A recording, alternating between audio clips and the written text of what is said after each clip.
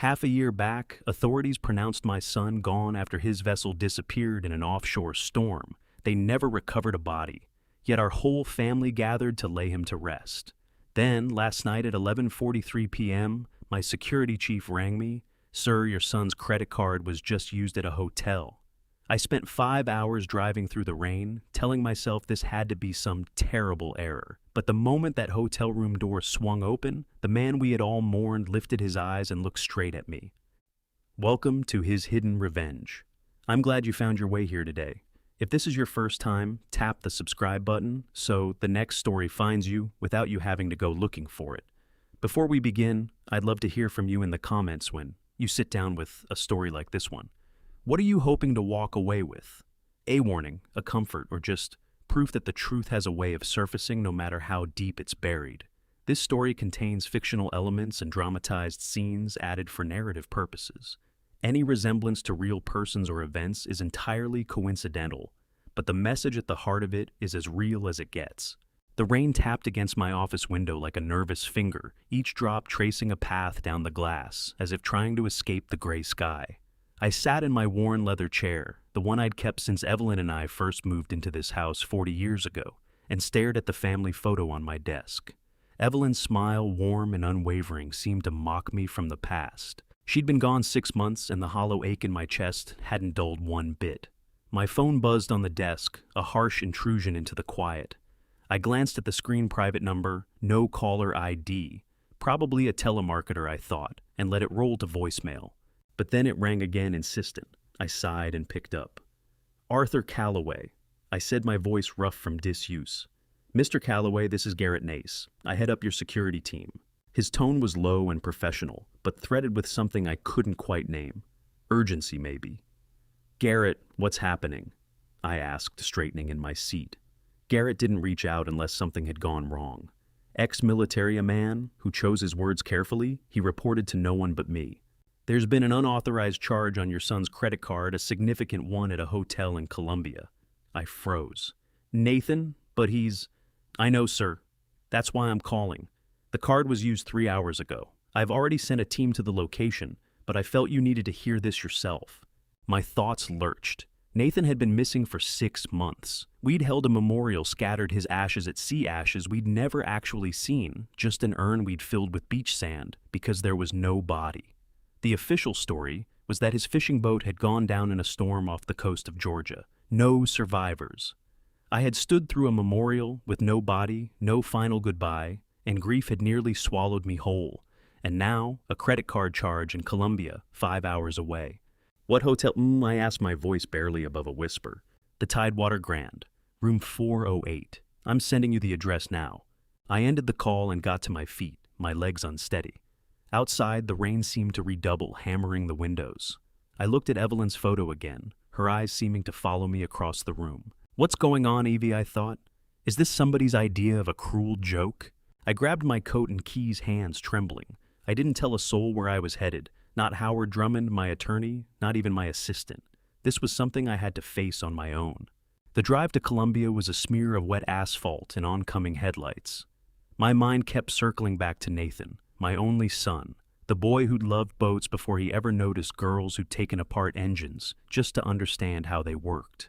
The young man who had stepped into Callaway Maritime after college and built it from a modest family outfit into a genuine shipping force. The son who'd vanished without a trace. And now, a credit card charge. It could be an error, I told myself. Identity theft. Someone had lifted his card after the memorial and was burning through it. But why Colombia? Why not somewhere closer? I pulled up to the Tidewater Grand. As the sun was going down, the sky bruised purple and orange. The hotel was a sleek glass tower, the kind of place that charged $350 a night for a room with a view of the river. I parked around back, not wanting to be recognized, and slipped in through a side entrance. The lobby gleamed with polished marble, soft piano music drifting through the air. I felt out of place in my wrinkled suit and rain-spattered coat. I rode the elevator to the 4th floor, heart pounding hard enough to hear. Room 408. I stopped in front of the door and listened. Silence. I knocked softly. No answer. I knocked again, harder. Still nothing. I hesitated, then pulled out my phone and called Garrett. "I'm at the hotel. I said quietly. Room 408. No one's answering. Pulling up the security feed now, Garrett replied. Give me a minute. I waited, shifting my weight. The hallway was still just the low hum of the ice machine farther down the corridor. After what felt like an eternity, he came back on. The room is registered to a Claudia Calloway checked in 2 days ago. No one appears to be inside at the moment. The key card hasn't been used in the last hour. Claudia, my second wife, we'd married 2 years after Evelyn's death, a whirlwind romance that caught everyone off guard, myself included. Claudia was younger, vibrant, electric, with energy, everything I thought I needed after years of loneliness. But things between us had grown strained lately, distant. She'd been making frequent trips to Colombia, she said, to look in on a sick friend. I'd believed her. Why wouldn't I? I'm going in, I said, and hung up before Garrett could push back. I used my company access card, Callaway Maritime, owned a security firm that held master keys to most hotels in the area, and slid it into the lock. The light blinked green, and I pushed the door open. The room was dark, curtains drawn tight. I felt along the wall for the switch and flipped on the light. The first thing I noticed was the luggage, 2 suitcases open on the bed, half packed. Women's clothing, expensive looking. A designer purse on the dresser, a laptop, and a phone beside it. And then I saw it. On the nightstand next to a half-empty glass of bourbon sat a man's watch, a vintage Rolex, the one Nathan had worn every single day since his grandfather placed it in his hands on his 18th birthday. I'd last laid eyes on it at his memorial, resting on the altar beside his photograph. My breath caught. I picked it up, fingers closing around the cool metal. It felt solid, real. This was no mistake. I turned toward the bathroom, my gut twisting. The door was ajar. I pushed it open. That's when I saw him. He was lying in the bathtub, fully clothed, eyes shut. For one terrible second, I thought he was dead. Then he stirred, groaning, and his eyes opened. Dad, he mumbled, his voice thick with sleep or something else entirely. It was Nathan, older, harder around the edges, but unmistakably my son. He blinked up at me, bewilderment written all over his face. Nathan, I whispered, my voice breaking. Is it really you? He pushed himself upright, slowly, wincing as if his head ached. Yeah, it's me. What are you doing here? I had no idea what to say. I just stood there, the watch clutched in my fist, staring at the sun I'd believed was gone forever. I could ask you the same thing, I finally got out. He dragged a hand through his hair, eyes moving around the room. I needed some time away. You know that. That time away, I stepped closer. You've been gone 6 months. We held a memorial for you. I buried an empty urn. He flinched at that, jaw going tight. I know, Dad. I'm sorry. It's complicated. Complicated. My anger started climbing. You let us believe you were dead. You let me grieve for my son. He got to his feet, then movements unsteady. I didn't have a choice, okay? There were circumstances. What circumstances, Nathan? Tell me. He opened his mouth to answer, and then the room's door flew open. Claudia stood in the doorway, face drained of color, eyes wide with shock. She was clutching a small overnight bag, and just behind her stood a man I had never seen before, tall, broad-shouldered, with a cold, flat stare. Arthur? Claudia's voice trembled. What are you doing here? I looked from her to Nathan, my mind reeling. I could ask you both that. The stranger stepped forward, one hand resting on something beneath his jacket. I think it's time you left, Mr. Calloway. I tightened my grip on the watch, heart hammering. This was not a family reunion. This was a nightmare, and I had the sickening feeling it was only just beginning. The air in the hotel room turned thick, charged with a tension I could almost taste. Claudia's eyes moved from me to Nathan, her expression caught somewhere between fear and something else, guilt maybe. The stranger at the door hadn't shifted hand, still concealed under his jacket, gaze locked on me, measuring and cold. Arthur, please, Claudia said, her voice dropping to a near whisper. Let's talk about this calmly. A short, bitter laugh escaped me. Calmly? You've been lying to me for months, Claudia. You told me you were visiting a sick friend in Colombia. You never once mentioned you were staying in a hotel room with my son. Nathan moved between us, both hands raised slightly as if he could somehow defuse what was already burning. Dad, it's not what it looks like. Claudia didn't know you were here, I swear. I stared at him. The son I'd believed was gone, now standing in front of me, like someone I no longer recognized. Then, what is it, Nathan? Because from where I'm standing, it looks like you've been alive this whole time and chose to let us believe you were dead. His eyes cut to the stranger by the door, his hand moving through his hair. I can't get into all of it right now. It isn't safe. Not safe. I moved closer, my voice climbing. You faked your own death. You let your mother believe you were gone. Do you have any idea what that did to her? Evelyn's name hung between us, heavy as stone.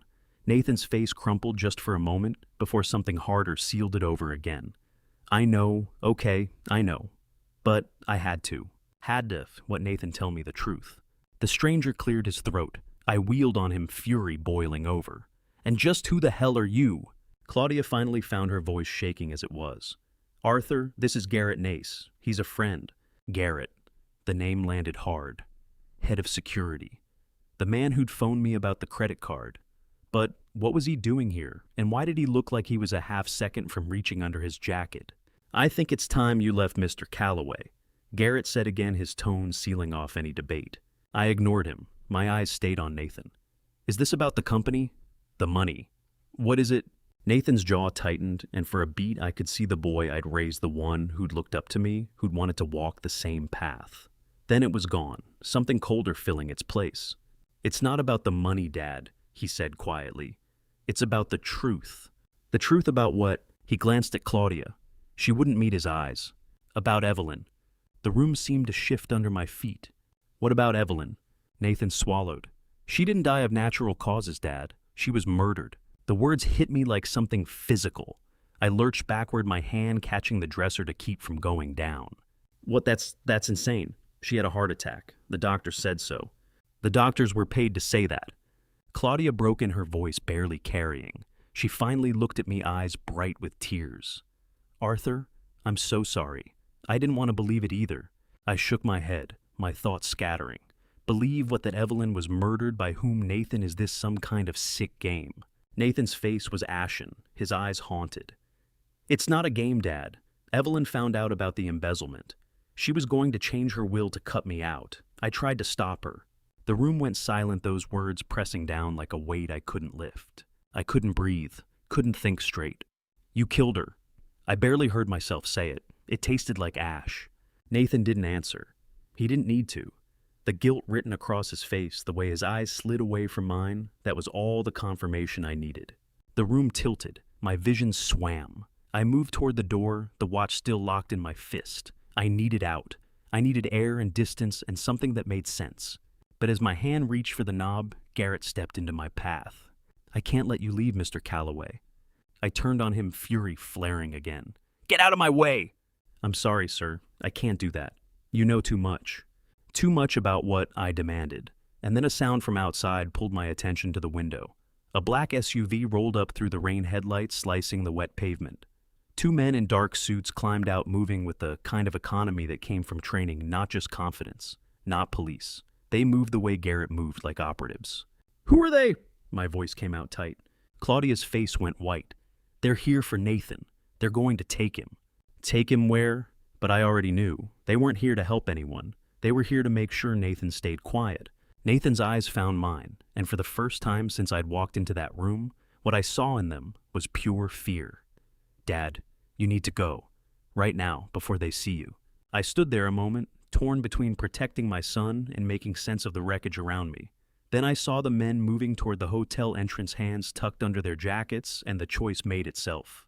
I slipped out of the room just as the stairwell door down the hall crashed open. I pressed myself into the alcove by the ice machine, heart slamming against my ribs, and watched them move past, eyes sweeping the corridor, faces blank and professional. When they were gone, I worked my way back through the side entrance I'd come in. The rain had thinned to a drizzle, but the night felt colder, darker. I stood beside my car, the world still spinning. Evelyn murdered, Nathan alive. Claudia. What exactly was her part in this? And who were those men? I looked down at the watch in my hand, still faintly warm from Nathan's wrist. I didn't know what to believe, but I knew this nothing about my life was going to look the same after tonight. The rain had stopped entirely by the time I was back on the road to Charleston. My mind was a war zone, every thought a grenade. Nathan alive, Claudia's betrayal, Evelyn murdered. It couldn't be real? It couldn't. I gripped the steering wheel until my knuckles went white, the vintage Rolex pressing into my palm. I'd pocketed it before I ran a solid, undeniable piece of proof that this nightmare was happening. My son was alive. and he was a stranger to me. I needed answers, but not from Nathan, not yet. I needed someone who knew the legal architecture of the Callaway Empire inside and out, someone who'd been at my side from the beginning. Howard Drummond, family attorney for 40 years. He'd drawn up my marriage to Evelyn, witnessed my second marriage to Claudia, handled every corporate deal, every revision to every will. If anyone could help me find solid ground, it was Howard. I merged onto the interstate headlights, pushing through the dark. My phone sat heavy in my lap. I knew I should call ahead, but what would I even say? Howard, my dead son, just turned up in a hotel room, and he may have killed his mother. He'd have me committed.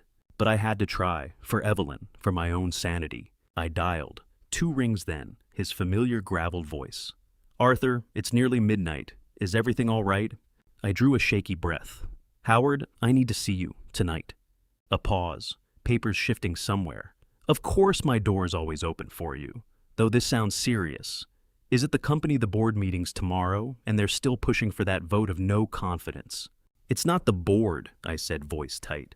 "It's personal, very personal." "All right, come over. I'll put on a pot of coffee." I hung up and pressed harder on the gas. Howard's office occupied a corner of a gleaming downtown high-rise, a stronghold of mahogany and leather that carried the scent of old money and absolute discretion. He was at the door when I arrived, face already creased with worry. "Arthur, good God, you look as if you've seen a ghost." I stepped inside the familiar surroundings, doing nothing to quiet the storm in my chest. "I have," I said. "Howard, I need to ask you something, and you have to be straight with me, no matter how impossible it sounds." He steered me to the leather sofa, eyes sharp and steady. "You know you can trust me." I reached into my coat pocket and set the Rolex on the cushion between us. "This belongs to Nathan." Howard's eyes went wide. "Nathan, but he's—" "I know, that's what we all believed." And then I told him everything. The call from Garrett about the credit card, the drive to Columbia, the hotel room, the suitcases, the watch on the nightstand, the man in the bathtub, and then the part that constricted my throat just to say aloud. "He's alive, Howard, and he said things about Evelyn." Howard's color drained. He lifted the watch from the cushioned fingers, not quite steady. "Are you certain it's his—" "I'd know that watch anywhere. He never took it off." "And what did he say about Evelyn?" His voice had dropped to barely a whisper. I looked down at my hands. "He said she didn't die of natural causes, that she was murdered, that she'd discovered he was embezzling and was going to change her will to cut him out, and that he tried to stop her." The words settled over the room like something solid and terrible. Howard stared at me, his expression caught between horror and disbelief. Then he rose, crossed to his desk, pulled open a drawer, and lifted out a thick file. "Arthur," he said slowly, "there's something I need to show you." He laid the documents across the desk, legal papers, medical reports, insurance forms. After Evelyn's death, there were irregularities. Nothing solid enough to act on, but enough to make me uneasy about the official cause. The autopsy was rushed. The toxicology screen was incomplete. He slid a single sheet across to me. It was a copy of a will dated just 2 weeks before Evelyn's death, but not the will I knew. This one left the bulk of her estate not to me, not to Nathan, but to a charitable trust for marine conservation. And in the margins in her own handwriting were notes. "Nathan's behavior is concerning. I've discovered discrepancies in the company accounts. I must protect the legacy." My breath stopped. She knew. She suspected. Howard corrected gently. And she was on the verge of acting on it. That's what kept eating at me. But without hard proof, I couldn't challenge the official ruling, not then. I looked from the will to Howard. "You knew all this time you suspected Nathan might have—" I couldn't finish it. "I didn't want to believe it," he admitted. "But yes, there were signs. Small things, missing funds, altered records. Nathan was careful. He covered his tracks well. But Evelyn, she was meticulous. She would have found everything eventually." A cold fury built inside me, slow and absolute. My son. My own blood. He'd let me grieve for 6 months. Let me believe he was in the ground while he was out there alive, plotting, stealing, and killing his own mother. Like, why didn't you tell me? My voice came out barely above a whisper. Howard met my eyes, his own heavy with regret. "Because I had no proof. Because I was trying to shield you. You were already barely keeping your head above water. If I'd dropped this on you, then I wasn't sure you'd survive it." I fell back against the sofa, the will shaking in my hands. Evelyn's words, "I must protect the legacy," turned over and over in my mind. She'd known. She'd been trying to protect us from Nathan, and he'd killed her for it. What do I do now? The question drifted into the silence. Howard sat down beside me, his voice steady and deliberate. Now we build the case. We find out exactly what Nathan has been doing. We prove what he did to Evelyn, and then we bring him down, legally, permanently. I looked at him, and through the fog of grief, something sharp and resolute began to surface. How? First, we talked to Garrett Nace. He's your head of security, but he's also my contact inside the company. He's been passing me information for months about the embezzlement about Nathan's offshore accounts. He's the one who flagged me when the will was accessed. My head came up fast. Garrett, but he was at the hotel, with Claudia. Howard gave a slow nod. I know, and that concerns me. But he's also the only person who can hand us the hard evidence we need. We have to meet with him, just us, no one else. I thought of the man in that hotel room, the flat, cold eyes. He's dangerous, Howard. So is Nathan, Howard replied. And so are the people around him. We're in deeper water than I realized, Arthur. This has gone well past family. This is about power money and murder, and if we aren't careful, we'll be next. I got to my feet, legs unsteady, but my mind was set. Then we're careful. We do this right. We build what we need and we move when the moment comes. Howard nodded, a grim shadow of a smile crossing his face. I'll reach out to Garrett. Set something up, somewhere safe, somewhere private.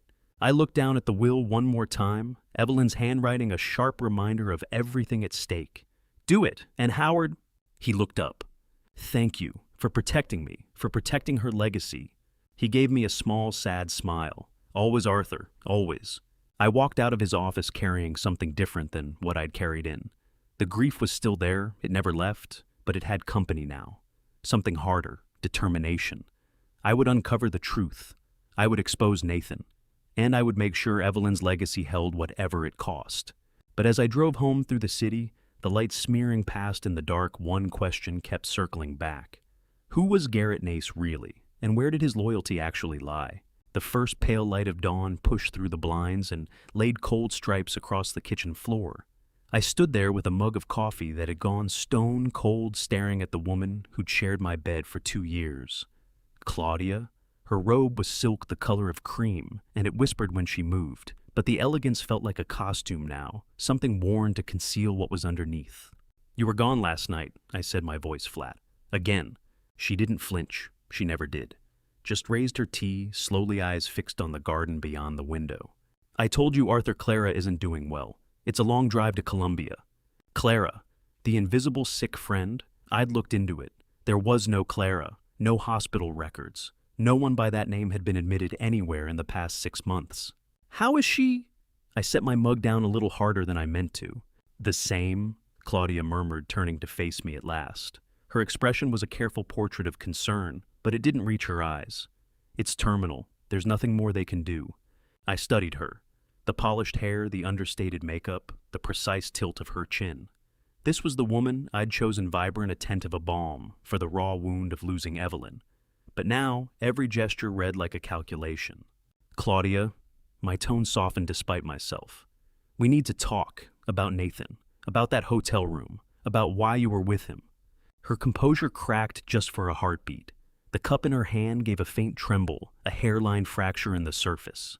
Arthur, I don't know what you think you saw, but it's not what it looks like. It looks like my wife has been lying to me, I said, the hurt sharpening every word. It looks like you've been lying for months. You knew he was alive, didn't you?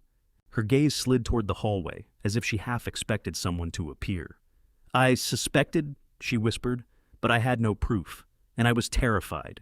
Of Nathan, I stepped closer. Of what he's capable of. She breathed, her voice breaking at the edges. He's not the boy you remember, Arthur. He's cold, deliberate. He told me he needed my help, that he was in danger, that you were in danger. I thought I was protecting our family. Our family. The words curdled in my stomach. By letting me think my son was dead. By watching me grieve for 6 months without a word. Tears gathered in her eyes, but they were precise, measured. I couldn't find the words. You were drowning. I thought if I had proof, if I could understand what was really happening, I could come to you gently. But Nathan, he's like a spider. He pulls you into his web before you realize you can't get free. I thought of the watch in my coat pocket, its weight a quiet accusation. He killed Evelyn, didn't he? Claudia recoiled as if I'd struck her. I don't know, but I think he did. She found out about the money, Arthur, what he was stealing from the company. She was going to change her will to cut him out, and she knew about me. She knew I was involved. The word hung there like something toxic. Were you involved in her death? She shuddered a full-body recoil. No, never. But I was afraid, Arthur. Afraid of what Nathan would do if I told anyone. Afraid of what you would do if you found out I'd been helping him. Before I could get my footing on any of that, my phone buzzed on the counter. Unknown number? A text. We need to meet, alone. It's about your son. GN. Claudia saw it. The color left her face. Don't go, she said, grabbing my arm. Her fingers were ice cold. It's a trap. Nathan has people everywhere. Or it's our only chance at the truth, I said, pulling free. Let me go instead. Her voice climbed. Let me talk to him. I can find out what he wants. I paused. She looked genuinely frightened, but the Claudia I thought I knew wouldn't come undone like this. No, I said, my voice going firm. This is my family, my mess. I'll handle it. I left her standing in the kitchen silk robe swirling and drove to the park at the edge of town. The morning was cold and clear, the kind of day that feels like a clean slate if you don't look too hard at what's rotting beneath it. Garrett was already there, leaning against a tree in a worn leather jacket. He looked like sleep was a distant memory. Mr. Calloway, he said with a nod. Garrett, I replied, keeping my distance. What's this about? He fell into stride beside me as I moved toward the pond. I know you have questions about Nathan, about Claudia, about Evelyn. I have more than questions. I said, the anger in me running low and steady. I have a son who vanished, a wife who was murdered, and a security chief who turns up in a hotel room with my wife. Garrett dragged a hand across his face. I was following orders. Claudia, she was frightened. She believed Nathan would kill her if she tried to walk away. She believed he'd come after you if you got too close. And you, I asked, whose side are you on? He stopped and looked at me straight. Yours, always yours. That's why I'm here. He told me everything. How he'd been passing information to Howard. How he'd uncovered Nathan's embezzlement. How he'd traced the offshore accounts. And then he got to the worst of it. Nathan wasn't just stealing money.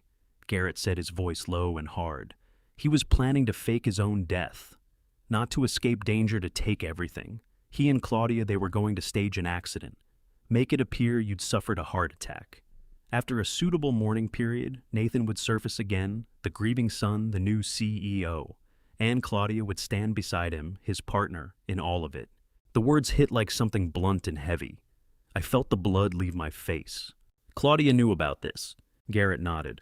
From the beginning, she married you for the company, Arthur, for the money, and Nathan was her way to it. And Evelyn, my throat tightened around the words. What about her? Garrett's jaw set hard.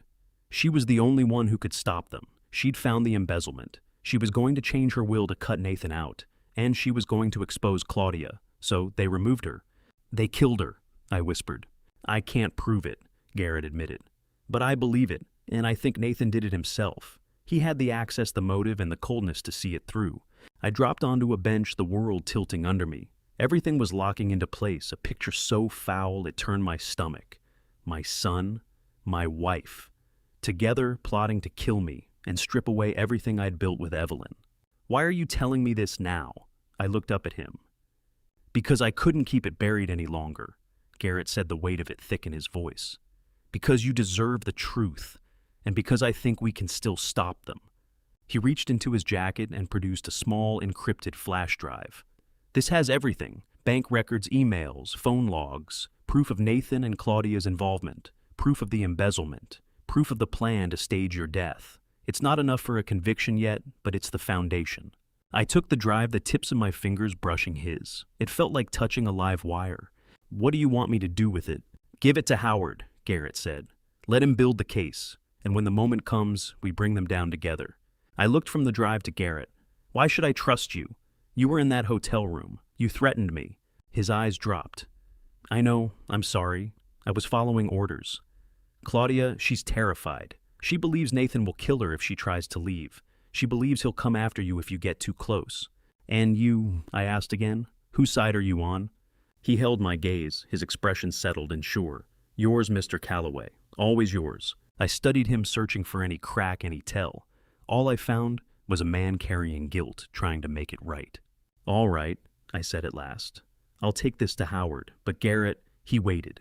Stay away from my family, from Claudia, from me, until we're ready to move. He gave a small, grateful nod. Understood. I got to my feet, the drive already burning in my pocket. As I turned to go, he called after me. Arthur? His voice had softened. Be careful. Nathan isn't the only one you need to watch. There are others, people with a great deal to lose if any of this surfaces. I turned back. Who?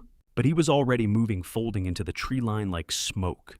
I stood there for a long moment, the drive heavy in my palm. The truth was out there, broken into pieces. Nathan alive, Claudia complicit, Evelyn murdered, and now a conspiracy that stretched well past the borders of my family. I had the evidence. I had Howard. I had Garrett, for whatever that was worth. But as I climbed back into my car, one thought wouldn't leave me alone. Was it already too late? The rain had quit, but the chill hadn't left my bones. I sat outside Howard's building, the flash drive Garrett had given me, pressing against my ribs through the coat. It was small, smaller than it had any right to be given everything it held. Secrets, lies, the wreckage of my family. I pulled in a long breath and stepped out into the cool morning air. The city was coming to life around me, people streaming to work entirely unaware of the storm I was walking through. I felt invisible among them, untethered. Howard was already behind his desk when I arrived, a pot of tea steaming between us. His eyes were alert, focused. You have it, he said, not a question. I set the drive on the desk. Garrett gave it to me. He says it has everything. Howard picked it up, turning it over as though weighing it. Everything? That's quite a claim. He says it's proof of Nathan and Claudia's plan, the embezzlement, Evelyn's murder. Howard's face darkened. Let's see. He plugged the drive into his computer. The screen filled with folder names, financials _ 2024 emails, _V _ and _ D phone _ records insurance, _ Margaret _ notes. Where did Garrett get this? Howard asked, his fingers moving quickly across the keys. He didn't say, but he's been feeding you information for months. Maybe this is what it was all building toward. Howard gave a grim nod. I've been receiving pieces from him, bank discrepancies, unusual transfers, but this is something else entirely. He opened the first folder, offshore account statements from the Cayman Islands, transfers to shell companies, payments to individuals whose names meant nothing to me. The totals were staggering. This is Nathan's doing, Howard said, pointing at a chain of transfers. He's been draining Callaway Maritime for years, washing it through these shell companies. I stared at the screen and tried to absorb it. My son had been robbing us blind, robbing me for years. The betrayal reached somewhere deeper than I thought anything could. And Claudia, I asked, my voice scraped raw. Is she in here? Howard opened the emails, _V _ and _D folder. Dozens of messages, Nathan to Claudia, some going back months. The old man trusts me completely. He has no idea. Nathan, I can't keep doing this. What if he finds out Claudia? He won't, not until it's too late. Then we'll be free. Nathan, the insurance policy is in place. If anything happens to him, we inherit everything. Claudia, perfect. And if he becomes inconvenient, we have a backup plan. Nathan. I felt the ground drop away beneath me. They had planned for my death, taken out a life insurance policy on me, a backup plan. What did that mean? The answer wasn't one I wanted to sit with. This is enough to put them away for a long time, Howard said, voice tight. But we need more. We need proof they intended to follow through, and we need something concrete on Evelyn. He opened the phone _ records folder. Hundreds of calls, hundreds of texts. One number came up again and again, a burner untraceable.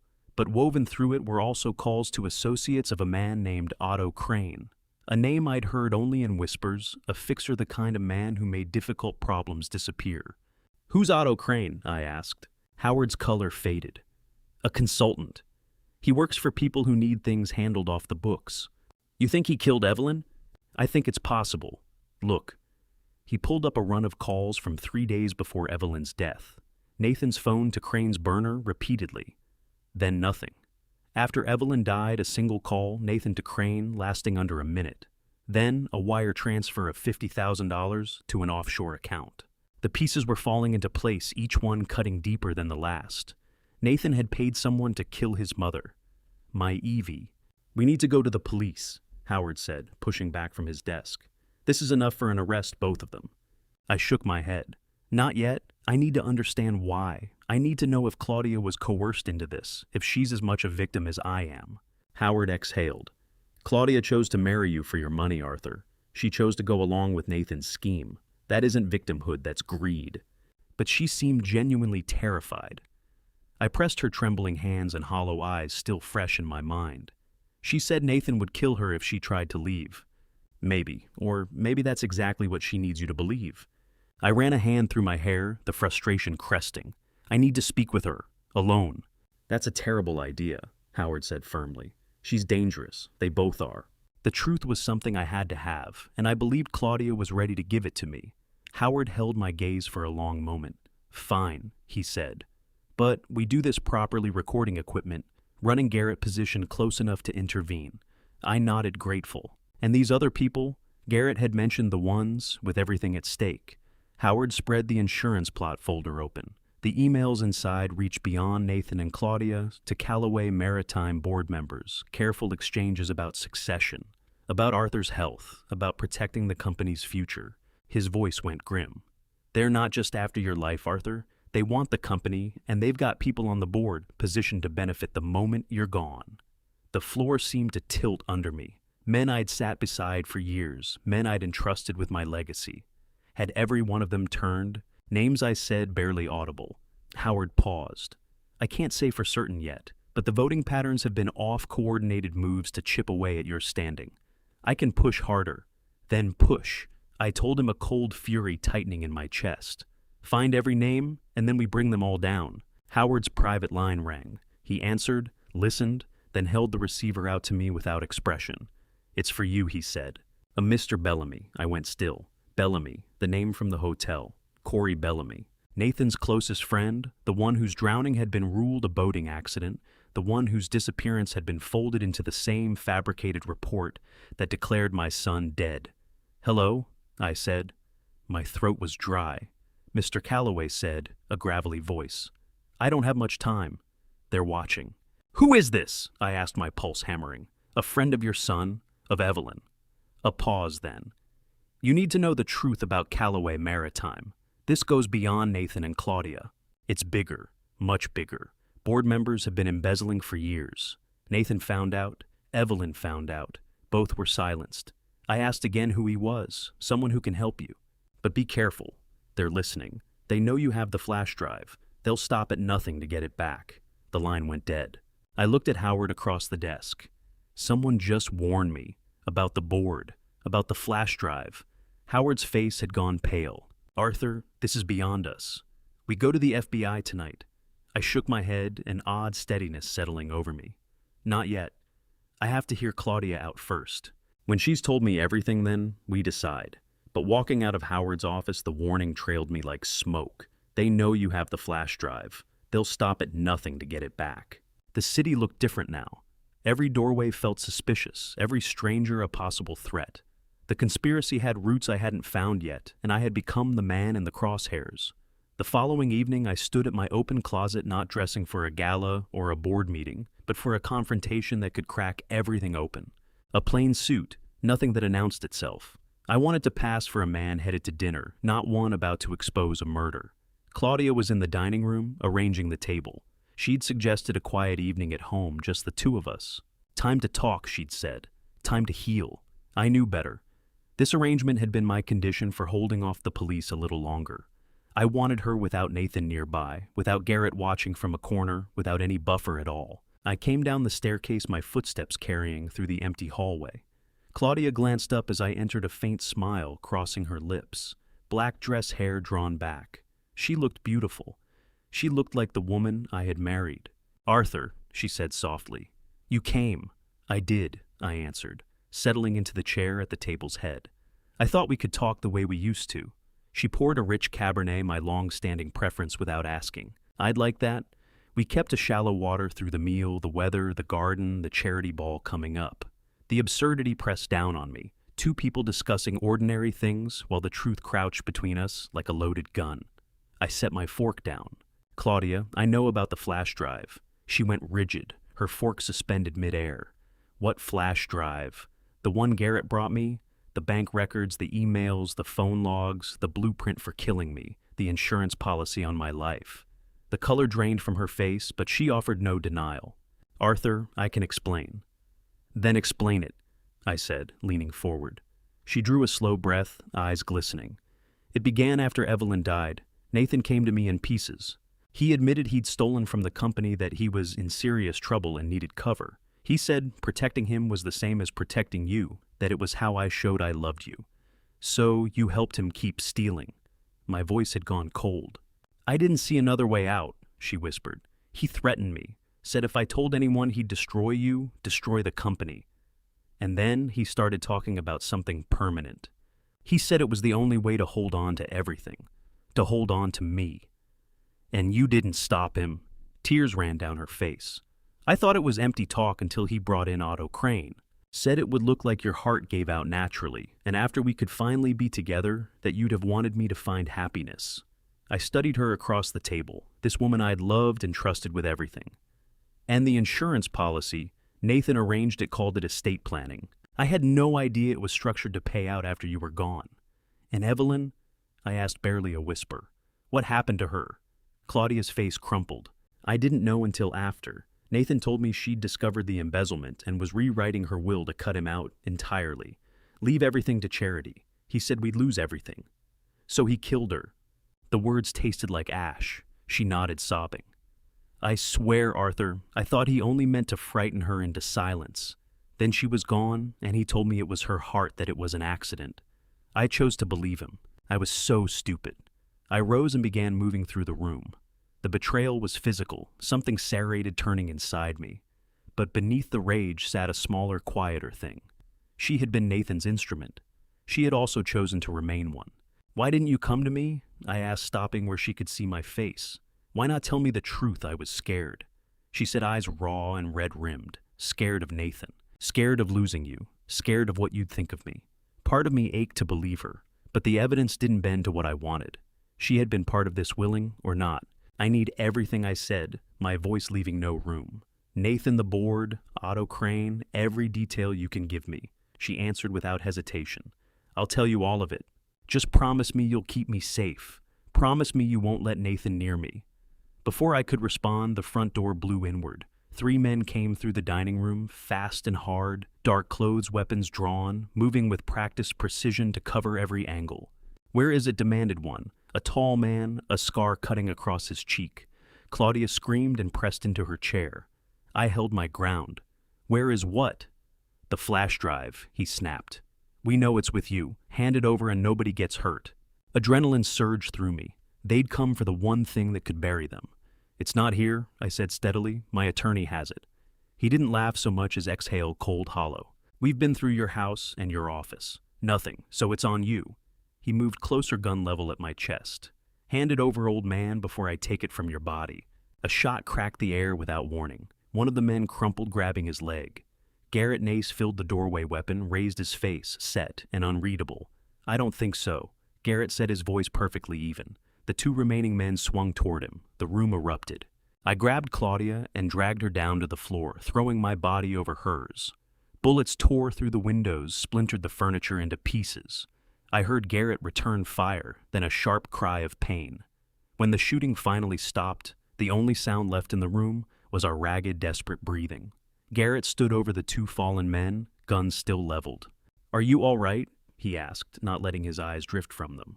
I nodded and helped Claudia to her feet. She was trembling from head to toe, her face drained of all color.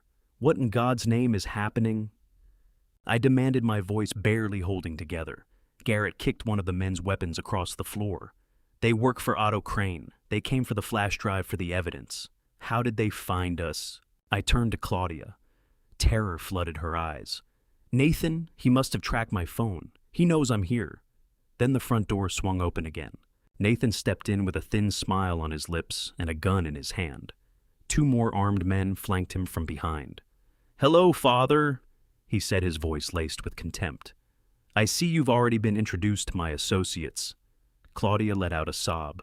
Nathan, please don't do this. He paid her no attention, his gaze locked on me. "Hand over the flash drive, Dad. Maybe then I'll think about letting you walk away." I looked at the gun in his hand, at the men ringing us in, at Claudia's terrified face. I was outnumbered, and I knew it, but the evidence was mine, and so was the truth. "I don't have it," I said, keeping my voice level. "It's already with the police." Nathan's smile slipped. "Liar." "It's the truth," Garrett said, stepping forward. "I sent a copy to the FBI this morning. They're already on their way." Nathan's expression went dark. "Then you're all dead regardless." He raised the gun, aiming directly at me, but before his finger could tighten on the trigger, Claudia threw herself between us. "No!" she screamed. "Nathan, don't!"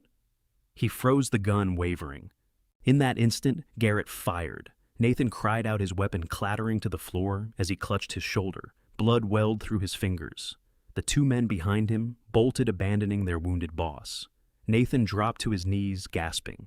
"Claudia, how could you?" She sank down beside him, tears streaming freely. "I'm sorry, Nathan. I'm so sorry. I never wanted any of this." He stared up at her, his eyes raw with betrayal. "You betrayed me. You betrayed everything. You betrayed yourself," she whispered back. Nathan's eyes slowly closed. He was still breathing, but only just. In the distance, sirens were already wailing, growing louder by the second. Garrett lowered his gun. The police and an ambulance. I looked at Claudia, at the blood on her hands, at the tears cutting down her face. She had put herself between me and a bullet. But at what cost? "It's over," I said, my voice breaking. She gave a small nod, then went limp against me, unconscious.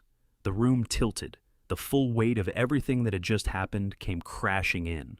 My son, my wife, my life, all of it in ruins. But holding Claudia's limp body against me, I understood one thing clearly: the fight was nowhere near finished. The conspiracy ran deeper than I'd reached, and I had barely begun to pull at the threads. Rain had turned the night into a smear of red and blue lights. Sirens screamed, tires bit the wet asphalt, and the air hung thick with the mingled stench of gunpowder and rain. I was sitting on the curb, wrists cuffed behind me, watching the chaos spiral out in every direction. Claudia lay on a stretcher with an oxygen mask over her face, her skin the color of ash. Nathan was being loaded into a second ambulance, a tourniquet cinched tight around his shoulder. Garrett stood off to the side in conversation with a detective, his face giving nothing away. "Mr. Calloway," said a voice above me. A middle-aged detective with a drawn face and a badge that read Detective Keene crouched to my level. "Can you tell me what happened here tonight?" I drew a slow breath, steadying myself. "I was having dinner with my wife. 5 men forced their way in. They were after something, a flash drive." Keene's brow lifted. "A flash drive? What was on it?" "Proof," I said, my voice going hard. "Proof that my son and my wife had been planning to have me killed. Proof that they drained millions from my company. Proof that they murdered my first wife." Keene's eyes went wide. He shot a look at the uniformed officer standing beside him. "That's a serious allegation, Mr. Calloway." "It's the truth," I said, nodding toward the stretcher where Claudia lay. "She told me everything herself. Nathan forced her hand. He threatened her. He threatened me." Keene nodded, scratching notes onto his pad. "We'll need your full statement, and we'll need to secure this property. It's a crime scene now." "And my wife?" I asked, my voice cracking at the edges. "Is she going to be all right?"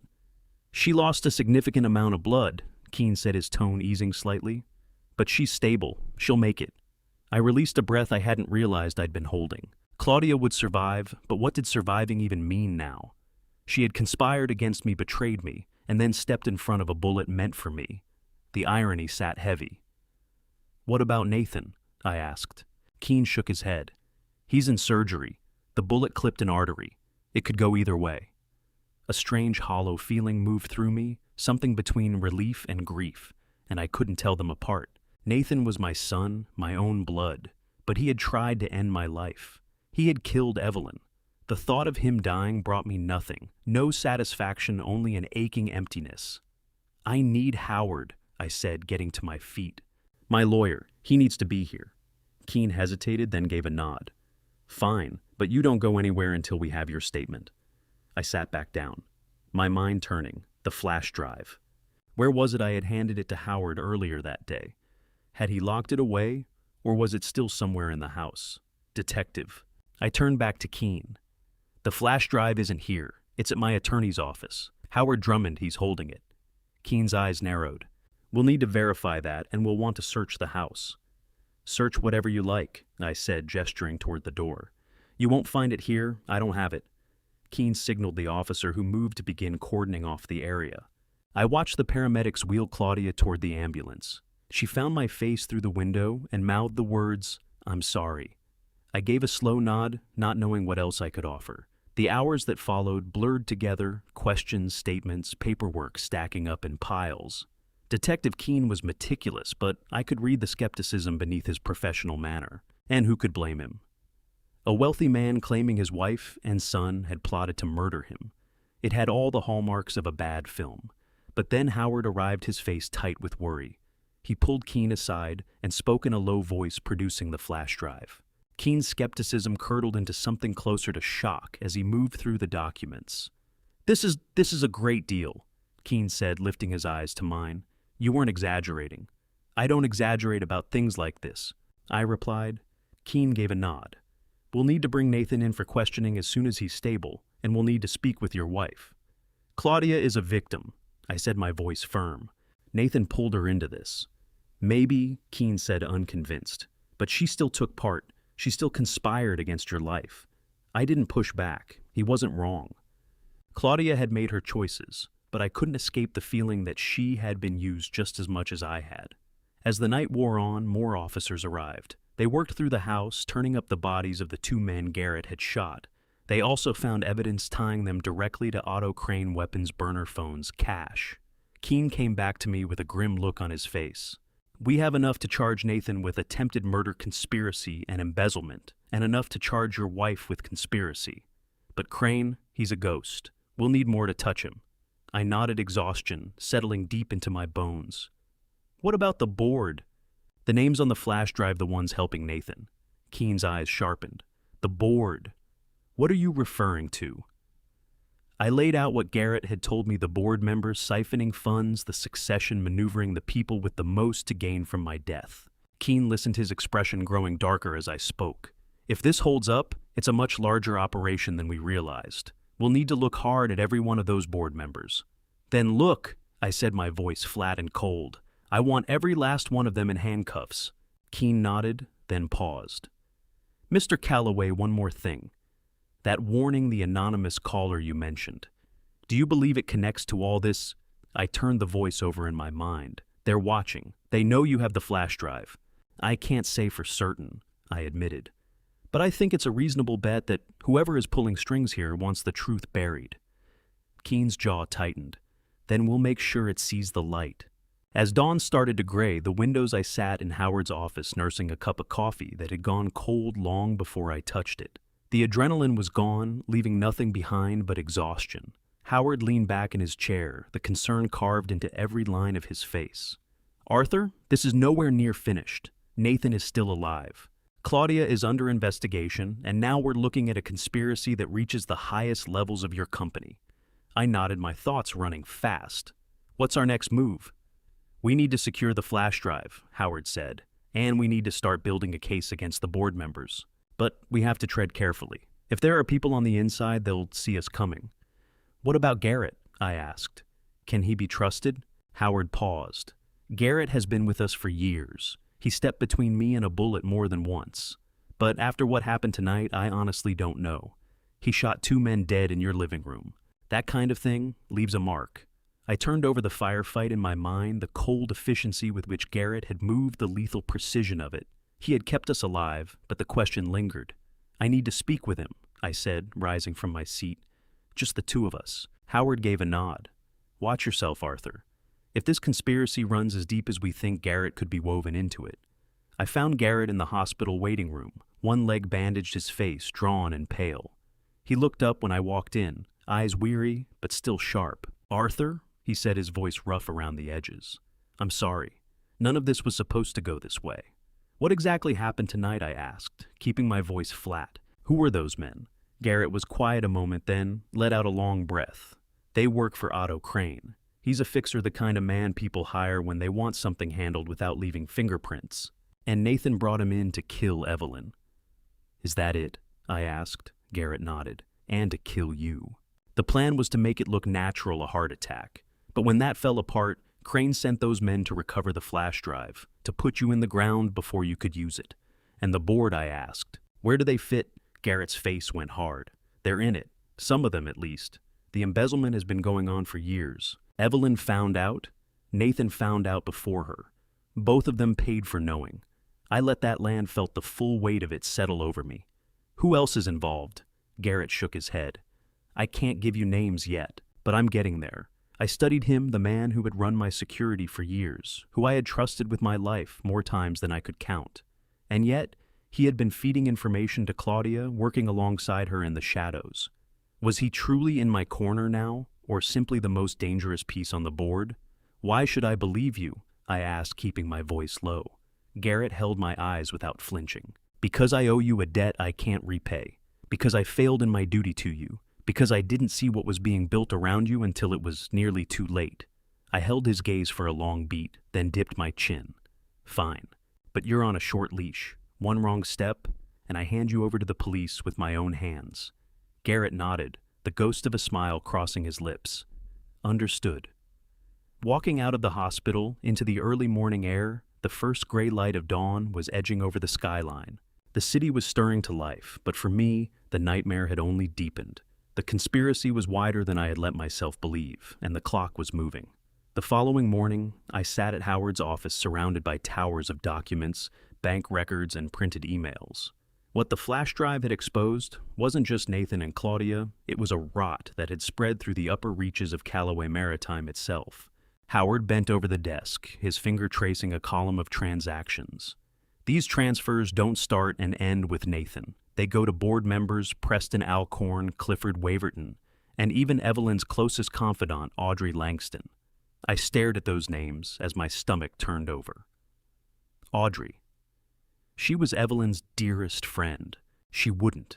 She would. Howard said, his voice carrying no warmth. And she did. Read these emails. They're talking about how to manage Evelyn once she uncovered the embezzlement. They intended to push her out, force her to sign away her shares. The nausea hit me hard. Audrey. I had known her for decades. She had stood at Evelyn's graveside, wept into her handkerchief, and the whole time she had been part of what destroyed her.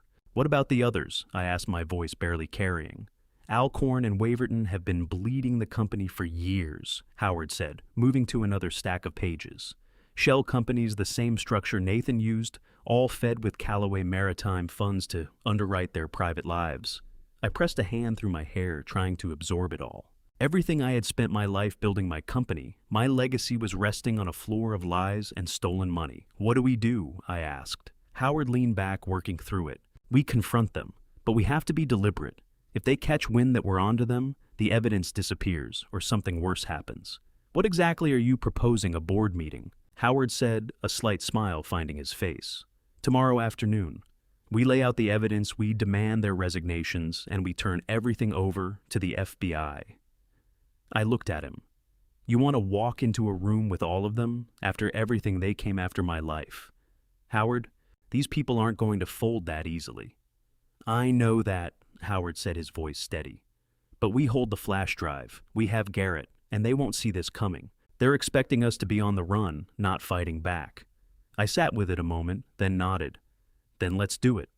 The next afternoon, I stood at the head of the conference room at Callaway Maritime, the board arranged around the table in front of me, every one of them present.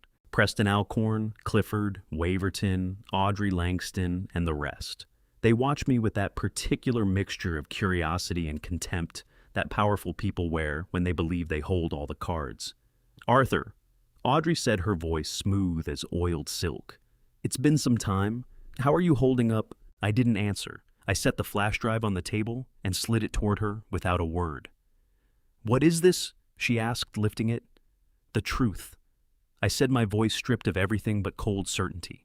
All of it. The embezzlement, the conspiracy, the killing of my wife.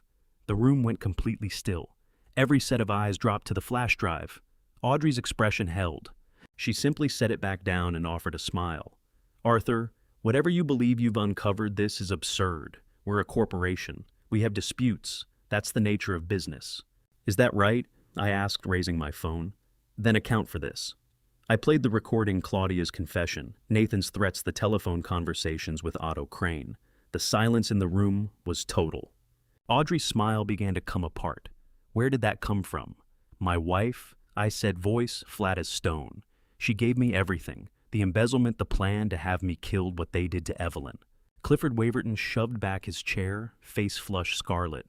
This is fabricated. You've manufactured this to seize control of the company. Have I asked, spreading more documents across the table. Then walk me through these bank records, the wires to your shell companies, the payments to Crane. Waverton's color drained, and he sat back down. Preston Alcorn, ever composed, leaned forward with his most practiced voice. Arthur, hear me. This is a family matter, an internal matter. It doesn't belong in this room. Let's resolve it quietly. It belongs in every room, I said, my voice climbing. You were all in this together. Every one of you gained from Evelyn's death. Every one of you wanted me in the ground. Audrey rose, voice measured but firm. Arthur, you're in pain. You're not seeing this straight. Let's all step back. There's a path through this. There's no path, I said, the cold settling in my voice. You are all resigning effective today, and then you're walking into a police station. The room broke into shouting, but I didn't hear it. I had the evidence, I had what I needed, and for the first time in a long while, I wasn't afraid. As the board members moved toward the door, Beaton Howard leaned close and murmured, "You did it." I nodded, but I didn't feel like a man who had won anything. I felt hollowed out. The people I had built something with, the people I had trusted with my name and my work, they had sold me out. For money. For power. Nothing more. As I stepped out of the conference room, my phone vibrated in my pocket. An unknown number. You've made a powerful enemy, Arthur. This isn't over. I read those words twice, a cold current moving through me. The conspiracy reached further than I had managed to pull, and I couldn't shake the feeling that what was coming would be worse than anything that had already passed. The quiet in my study had a weight to it, the kind of stillness that gathers just before the ground gives way. I stood in front of the open safe, my fingers brushing the cold, bare velvet lining. That safe had held the foundations of everything I'd built, the original partnership deeds of Callaway Maritime, the title documents for the fleet, the handwritten letters Evelyn had left me in the years before everything went dark. Now it gaped open and empty, gutted clean. I hadn't heard her come in. What reached me first was her scent, that costly faint jasmine, and something beneath it, something sharp and cold like the flat of a blade. I moved some things to the cloud system, Arthur. I thought it was for the best. I didn't turn right away. I needed a moment to press the rage back behind my teeth, to arrange my face into something that wouldn't give me away. When I finally turned, Claudia was resting against the mahogany doorframe. In the soft afternoon light, she looked almost luminous, the picture of quiet domesticity, a porcelain cup held in both hands. But for the first time in 3 years, I didn't see a wife standing there. I saw something that picks at bones. The cloud. Before I tell you what I uncovered in the hours that followed and what it would force me to accept about the people standing closest to me, I want to ask you something. If you discovered that someone inside your own circle had been quietly working against you from the very beginning, would you confront them the moment you knew, or would you go silent and build your case first? I asked, my voice like old paper. Since when do private estate documents get moved to a digital server without a board resolution? Claudia drifted into the room, her movements unhurried and precise. Paper files are such a liability, Arthur, particularly now, with the shareholders growing uneasy after yesterday's meeting. I wanted everything encrypted and accessible only to the two of us. You've always said adaptability is the key to survival. Accessibility is one thing, Claudia. Removing them entirely is another. I moved toward my desk, my eyes following her every step. Those documents were the living record of this family. Evelyn's original stock certificates had been in that safe. She didn't so much as blink at the mention of my first wife. She simply raised her tea to her lips and watched me over the rim. Evelyn's legacy is safe, Arthur. I had everything scanned into the Callaway Secure Vault. Far more efficient. And if something were to go wrong, a fire, a break-in, we wouldn't lose 40 years of work in a single afternoon. And who holds the encryption keys? I asked, settling back against the edge of my desk and folding my arms to conceal the fact that my hands had balled into fists so tight my knuckles had gone white.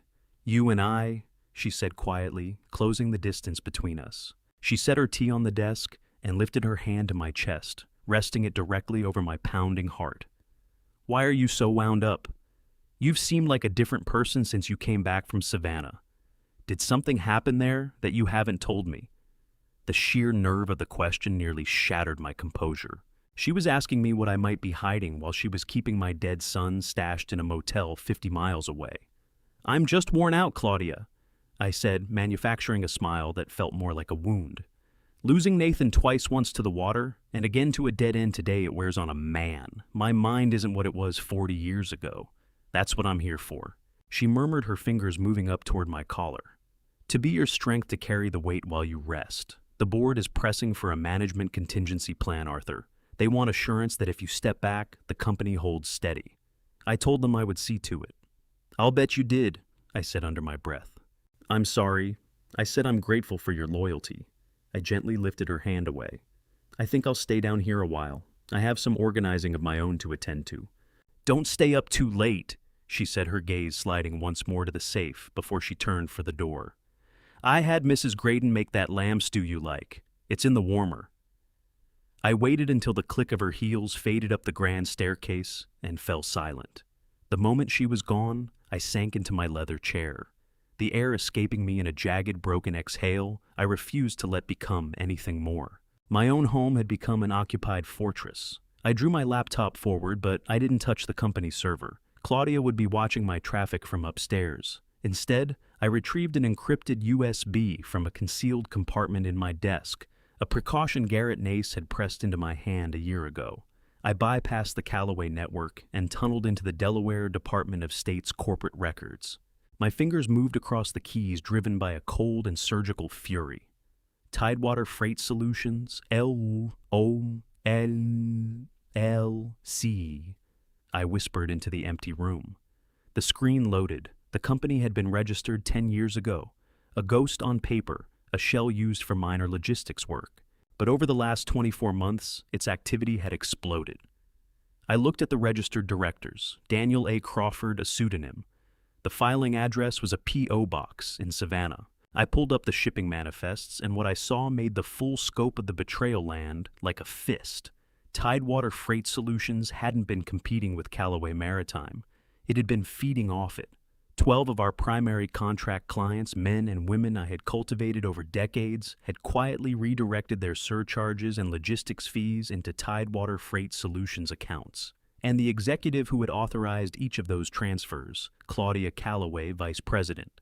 She hadn't simply been supporting me. She had been constructing a parallel empire built on my resources, my ships, and the reputation I had spent a lifetime earning. And Nathan, he was the shadow king behind all of it. My phone buzzed against the desk. A message from Garrett. Arthur, I've tracked down the pharmacist. He's in Colombia. He's confirmed that in 2016, a man matching Nathan's description paid him $50,000 to mislabel a digoxin shipment destined for your home address.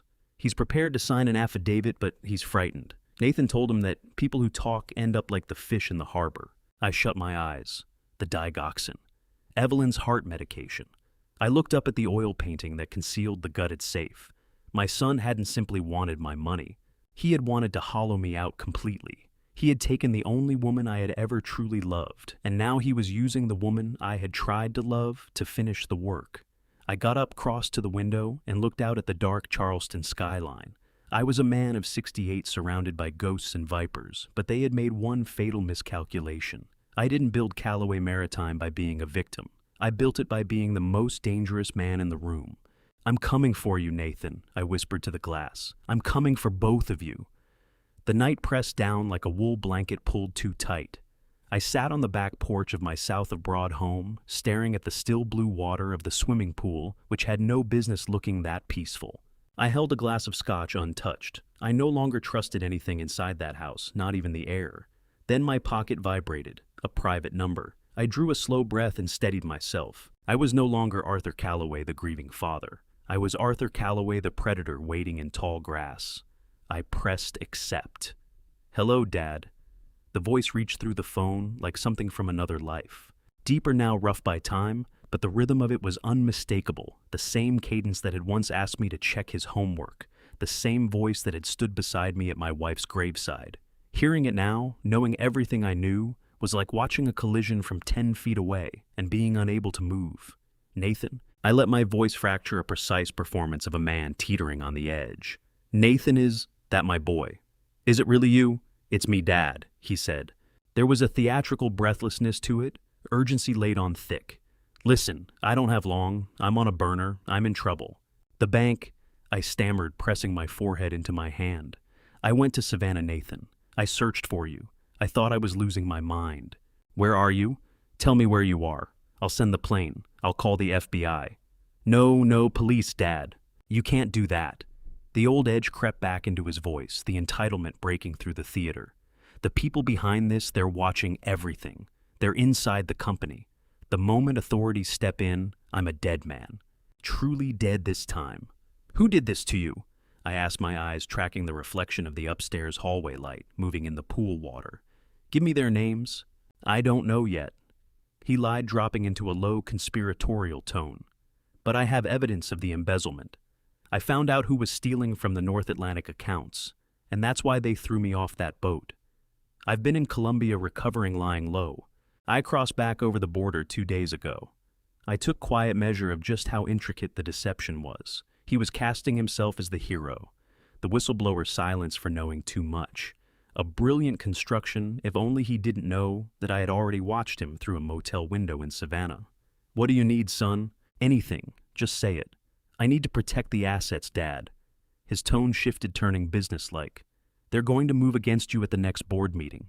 Claudia told me the board is divided. If they freeze your personal accounts, we lose everything. I need you to sign an emergency power of attorney, temporary, only giving me authority to shift the reserve funds into a shielded escrow account.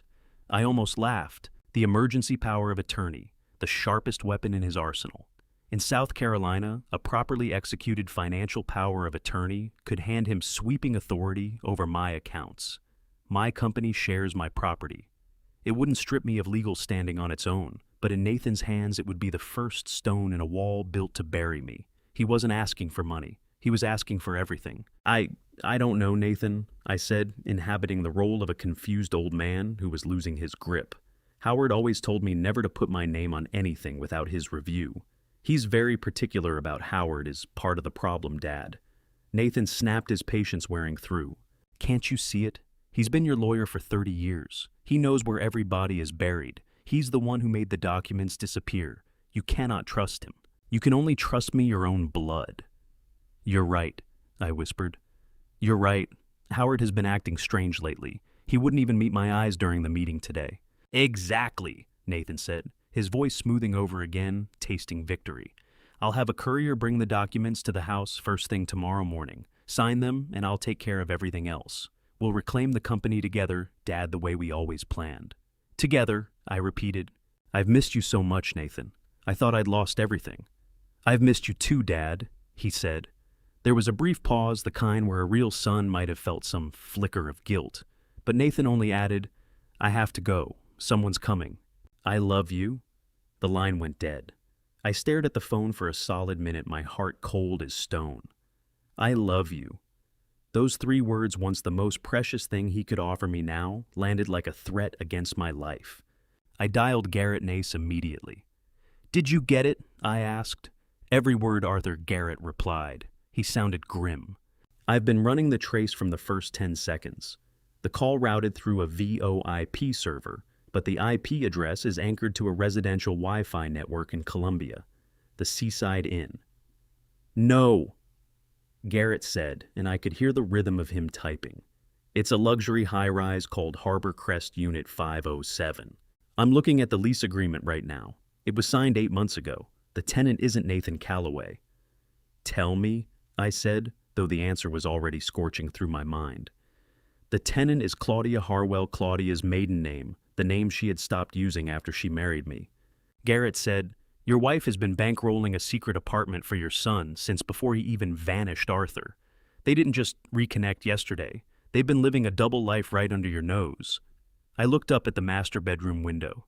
The light was still burning. Claudia was probably up there waiting for Nathan to text her that the old man had swallowed the bait whole. They think I'm a fool, Garrett. I said, my voice dropping to a coldness that felt alien, even coming from my own throat. They think 40 years of building an empire has made me soft. They think they can use my son's voice to walk me straight to the slaughter. What's the move, Arthur? I'm going to sign that power of attorney, I said. What are you, out of your mind? You'll lose everything. I'm going to sign it, I repeated, a dark smile finally pulling at my lips. But Howard is going to make certain that the escrow account Nathan is so eager about is actually a trap one that will generate a clean electronic money trail for federal investigators the moment a single dollar touches it. And tomorrow morning, Garrett, you and I are going to pay a visit to Harbor Crest. I'll be there at 5 a.m., Garrett said. I hung up and walked back into the house. Passing through the kitchen, I noticed the bowl of lamb stew Claudia had left out for me. I picked it up, crossed to the trash can, and dropped it in. I wasn't hungry for stew. I was hungry for justice. As I climbed the stairs toward the bedroom, I shared with a traitor a strange calm settled over me. The grieving father was gone. The man who built Callaway Maritime was back, and he was very, very angry. The 5 a.m. Charleston air hung thick and humid, a damp wool shroud that made every breath feel like an effort. As I stood deep in the shadows of my driveway in south of Broad, watching the pale orange flicker of the streetlights glide across the dew-covered hood of my car. 68 years old, a billionaire by any measure, and I felt like a ghost haunting my own grounds. When the matte black SUV rolled up, headlights dialed down to a predatory glow, I moved with a quickness that surprised even me. I settled into the passenger seat, and Garrett Nace said nothing. He didn't need to. He just dropped it into drive, and we drifted away from the house where my wife lay sleeping, dreaming of my ruin. You're strangling that steering wheel, Garrett. I said, my voice rough from a sleepless night. I don't like being played, Arthur, Garrett replied, eyes locked on the dark corridor of a 45 South. And I don't like watching people I work for get played. I spent the whole night sifting through digital wreckage. Harbor Crest isn't just an apartment complex, it's a ghost nest. The lease for Unit 507 was signed 8 months ago, exactly 3 months before the yacht fire off the Georgia coast. Under what name? I asked, even though the acid rising in my throat had already given me the answer. Claudia Harwell, her maiden name. She used a dormant social security number tied to a deceased aunt in Arizona to sidestep the standard background checks. The deposit was $50,000 in cash. No paper trail, no bank transfers. A clean surgical arrangement. I gazed out at the passing marshlands along the coast, the horizon beginning to bleed a sickly gray. She was building herself a lifeboat. She knew that yacht was going to burn before the fuel was even loaded. She wasn't just my wife, she was Nathan's logistics officer. We reached Columbia just as the sun began to claw its way above the horizon, staining the water the color of a bruised plum. Harbor Crest sat along the edge of the seawall, a glass and steel monstrosity that felt utterly out of place among the weathered boardwalks. Garrett pulled over a block away behind an abandoned warehouse. He handed me a pair of military-grade binoculars. Unit 507, top floor corner balcony. Look carefully, Arthur, and take your time. I brought the focus in my hands unsteady. The curtains were only partly drawn, but the early morning light was enough to pick out the figure stepping onto the balcony. It was Nathan. He looked vibrant, alive. He had on the navy cashmere robe I recognized a gift I had given him for his 30th birthday. He stood at the railing, coffee in hand, gazing out at the water with the easy confidence of a man who believed he had already won. No scars, not a trace of the suffering he'd described on the phone. My son hadn't survived a tragedy. He'd arranged himself a vacation. He looks well for a dead man. I whispered the words tasting of copper. Look at the man stepping out behind him, Garrett said. A second figure joined Nathan on the balcony, shorter, sharp navy suit tablet in hand. I pushed the zoom until I could make out the sheen of sweat on his forehead. It was Reginald Fitch. Fitch, I spat the name. That snake, he's held a minority stake for 15 years. I practically paid for his daughter's wedding. He's more than a shareholder now, Garrett said, his voice dropping to a low growl. He's the swing vote. If Claudia has him, she has the board. But that's not the most important thing. I turned up, Arthur. We need to talk about Corey Bellamy. I lowered the binoculars, my heart stumbling. Corey, Nathan's roommate. Good kid. Quiet. Nathan had told me he'd gone back to Denver after graduation. He didn't go to Denver, Garrett said, sliding a tablet into my lap. On the screen was a forensic report and a grainy photograph of a young man with blonde hair and a familiar build. Corey Bellamy worked for Callaway Maritime's logistics hub in Atlanta.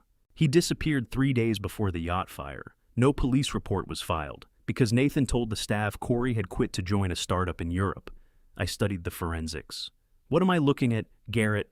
The body the Coast Guard pulled from the wreckage. Garrett said, his voice as cold as open water.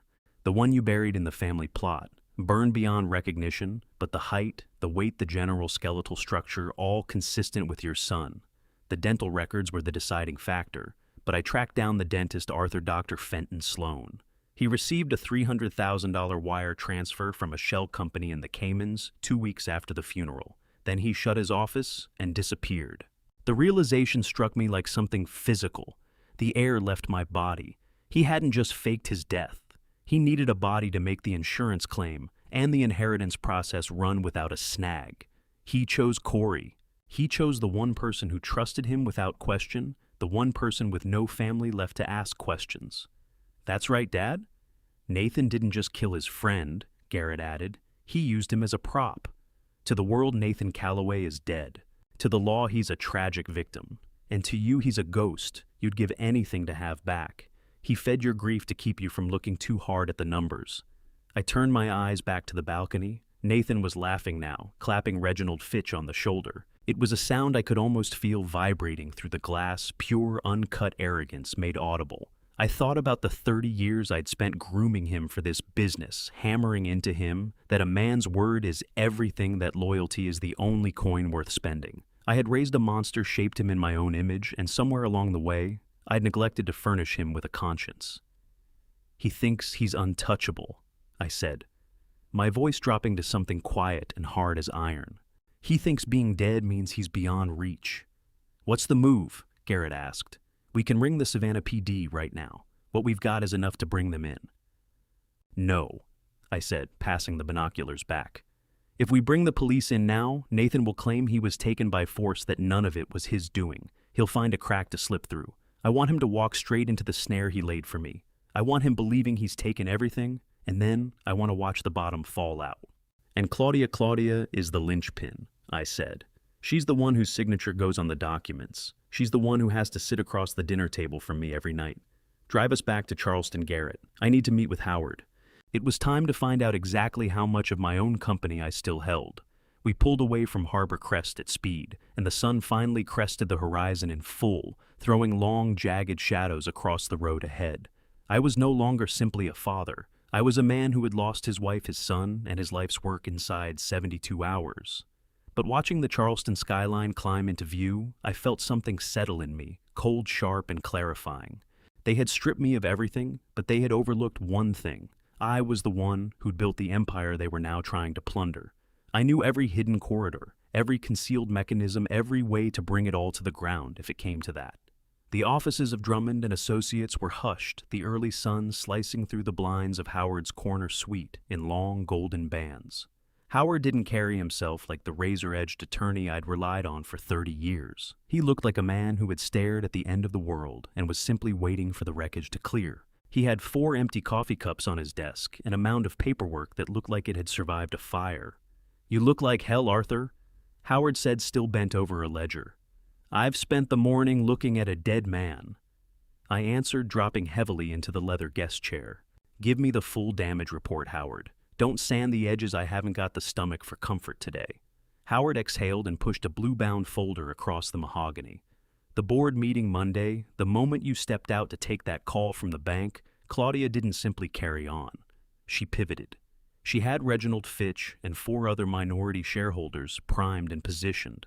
They invoked Article 7, Section 4 of the Callaway Maritime bylaws. A cold prickle crept up the back of my neck. The sudden incapacity clause. Exactly, Howard said, tapping the document. Claudia put forward a pre-signed affidavit from a private physician, nobody we've ever encountered, alleging that your grief over Nathan was presenting as cognitive decline and erratic judgment. Walking out of the most consequential meeting of the year to chase a phone call from a motel, she held that up as the final exhibit.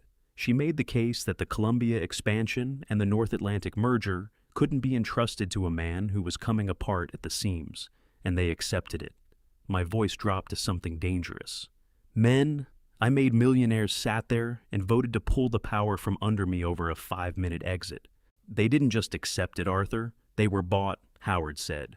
Reginald Fitch has been promised the chairmanship of the new logistics subsidiary. The others were guaranteed buyouts at 20% above market value once the merger with Tidewater Freight Solutions is wrapped up. He paused. Tidewater Freight Solutions, I muttered. The shell company Nathan's been using to bleed us out. It's not a shell anymore, Howard corrected. On paper, it's a legitimate logistics firm registered in Delaware, and under the resolution passed Monday, Callaway Maritime is entering a strategic partnership that effectively hands all operational control to Tidewater Freight Solutions. As of 10 a.m. Yesterday, Claudia is acting CEO. You, Arthur, have been moved to Chairman Emeritus, a title that carries no voting rights, no executive authority, and no access to the primary treasury. I got to my feet and crossed to the window, looking out over the city I had helped shape. Callaway Maritime wasn't merely a company, it was the blood running through my veins. To be told I was a visitor in my own house was a humiliation that defied language. They did this in 72 hours, I said. How is that legally possible without a contest period? That's where they were shrewd, Howard explained. Because it was filed under the incapacity clause, the 72-hour window doesn't govern the transfer of power, only permanent removal. They've put you in a legal coma, essentially. You remain the owner on paper, but Claudia holds the emergency power of attorney to act on your behalf until a formal competency hearing can be convened. A competency hearing. I turned to face him. They mean to have me committed. I found the draft petition in the digital files Garrett intercepted. Howard said, his voice grim. They've already identified a private facility in Greenville, high security, entirely discreet. If you sign the documents Nathan's courier is delivering today, you'll be confirming your own incapacity in writing. You won't be surrendering your rights outright, but you'll be handing them the instrument they need to argue that you entrusted Nathan with your affairs while your judgment was in decline. I leaned across the desk until my face was inches from Howard's. What's our play, Howard? I didn't walk in here to hear someone rate a eulogy over my career. Howard's eyes came into sharp focus. There's one window. Under Delaware General Corporation law, a board resolution can be overturned if it was obtained through material fraud or coercion. We have to prove the incapacity was fabricated. But more than that, we have to prove that the strategic partner, Tidewater Freight Solutions, is an entity controlled by someone actively committing identity theft and insurance fraud. Nathan, I said, if we can prove Nathan Callaway is alive and functioning as the shadow director of Tidewater Freight Solutions, the entire merger becomes a criminal conspiracy.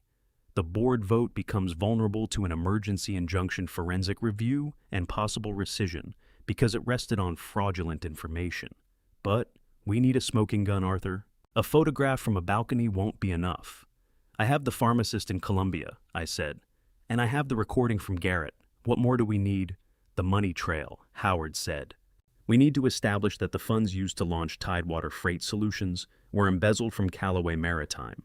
I've initiated a forensic audit, but Claudia has shut off my access to the main server. She's claiming executive privilege over the financial records. She can't shut me out, I said, a cold smile working its way onto my face. There's a physical backup key in the vault at the house, the one she believes is sitting empty. Arthur, if you walk back into that house and start digging around, they'll know, Howard warned. Nathan is already on his way there. If he suspects you're onto him, this stops being a corporate dispute and starts being a fight for your life. It's been a fight for my life since the moment they killed Evelyn, I said, taking my jacket from the chair. I've spent 40 years playing by the board's rules.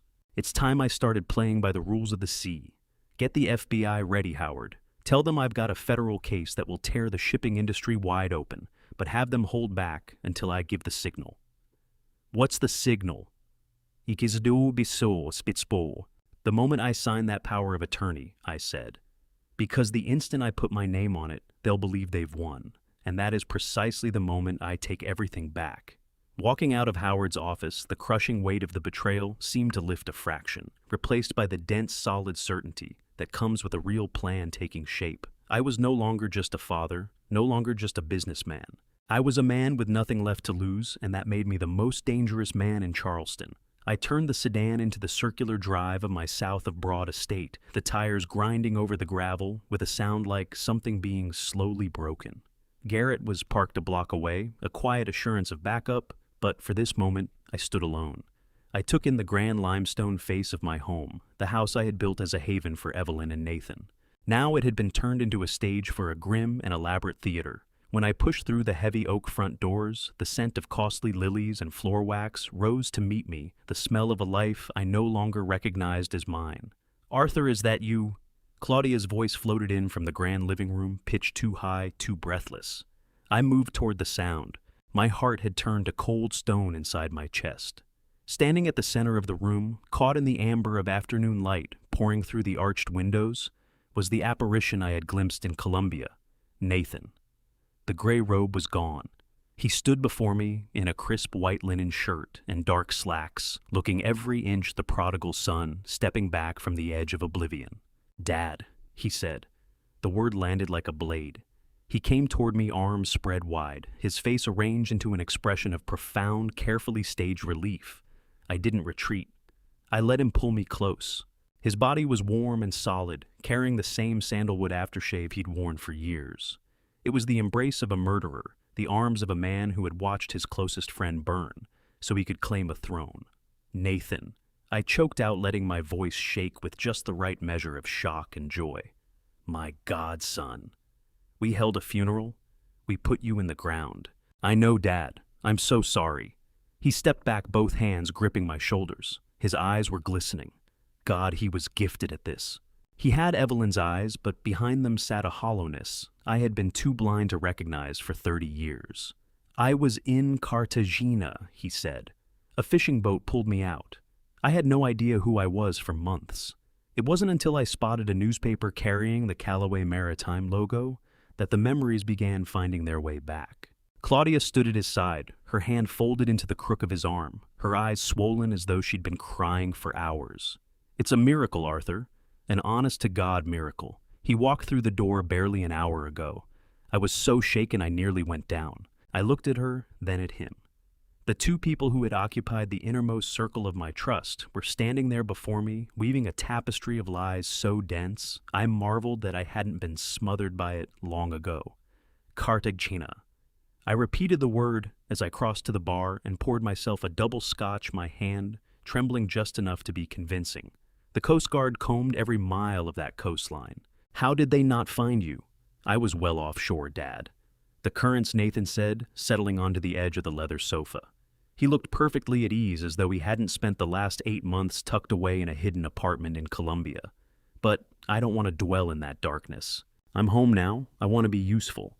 Claudia told me about the board, about the weight you've been carrying. She told you quite a bit, then I said, drawing a slow sip of the scotch. The burn in my throat was a small, welcome mercy. She told me everything Nathan said, his tone shading towards something more deliberate, the polished mask settling across his face. She told me you were struggling to hold the board together, that Reginald Fitch is moving against you.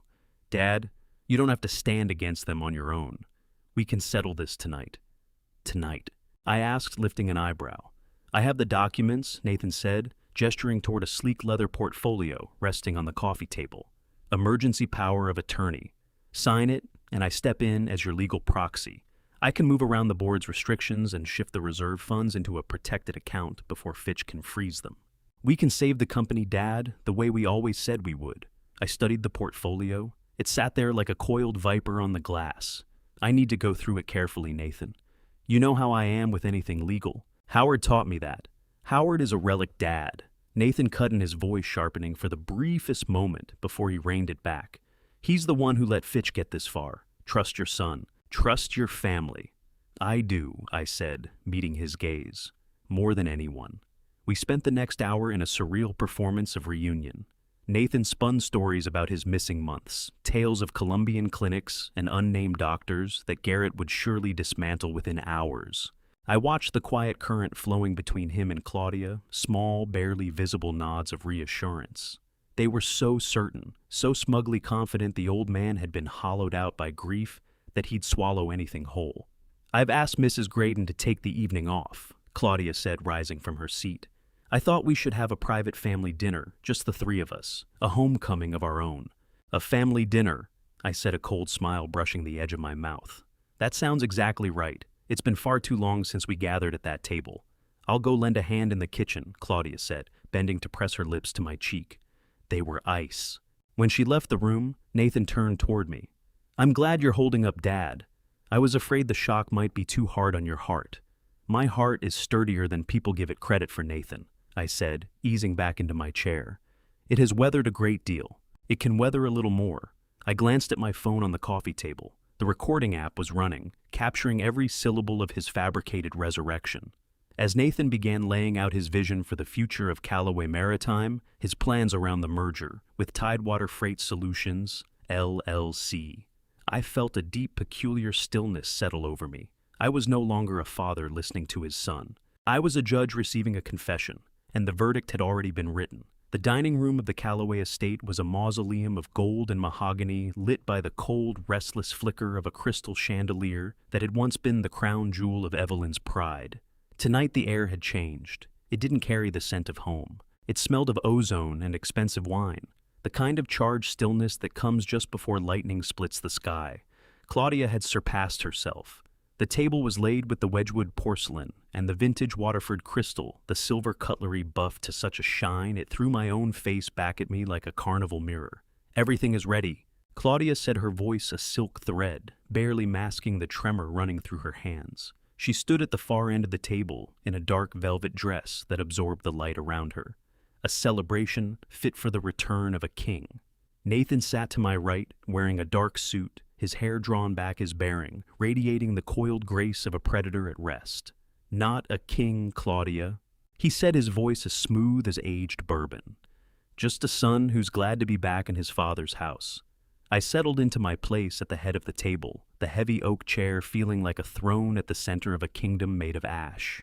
I fixed my eyes on the bottle of 1984 Opus 1, breathing in the decanter, a wine I had acquired the year Nathan was born.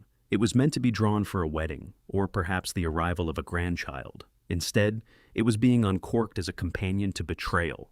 To being home, Nathan said, raising his glass. To the truth, I answered, voice steady, eyes fixed on his. Wherever it may be concealed. We touched glasses. The crystal rang out through the silent house like a small, clear bell. I watched Nathan take a long, appreciative swallow. I brought the rim no further than my lips, letting the fragrance of dark fruit and cedar reach me before I set it quietly back down.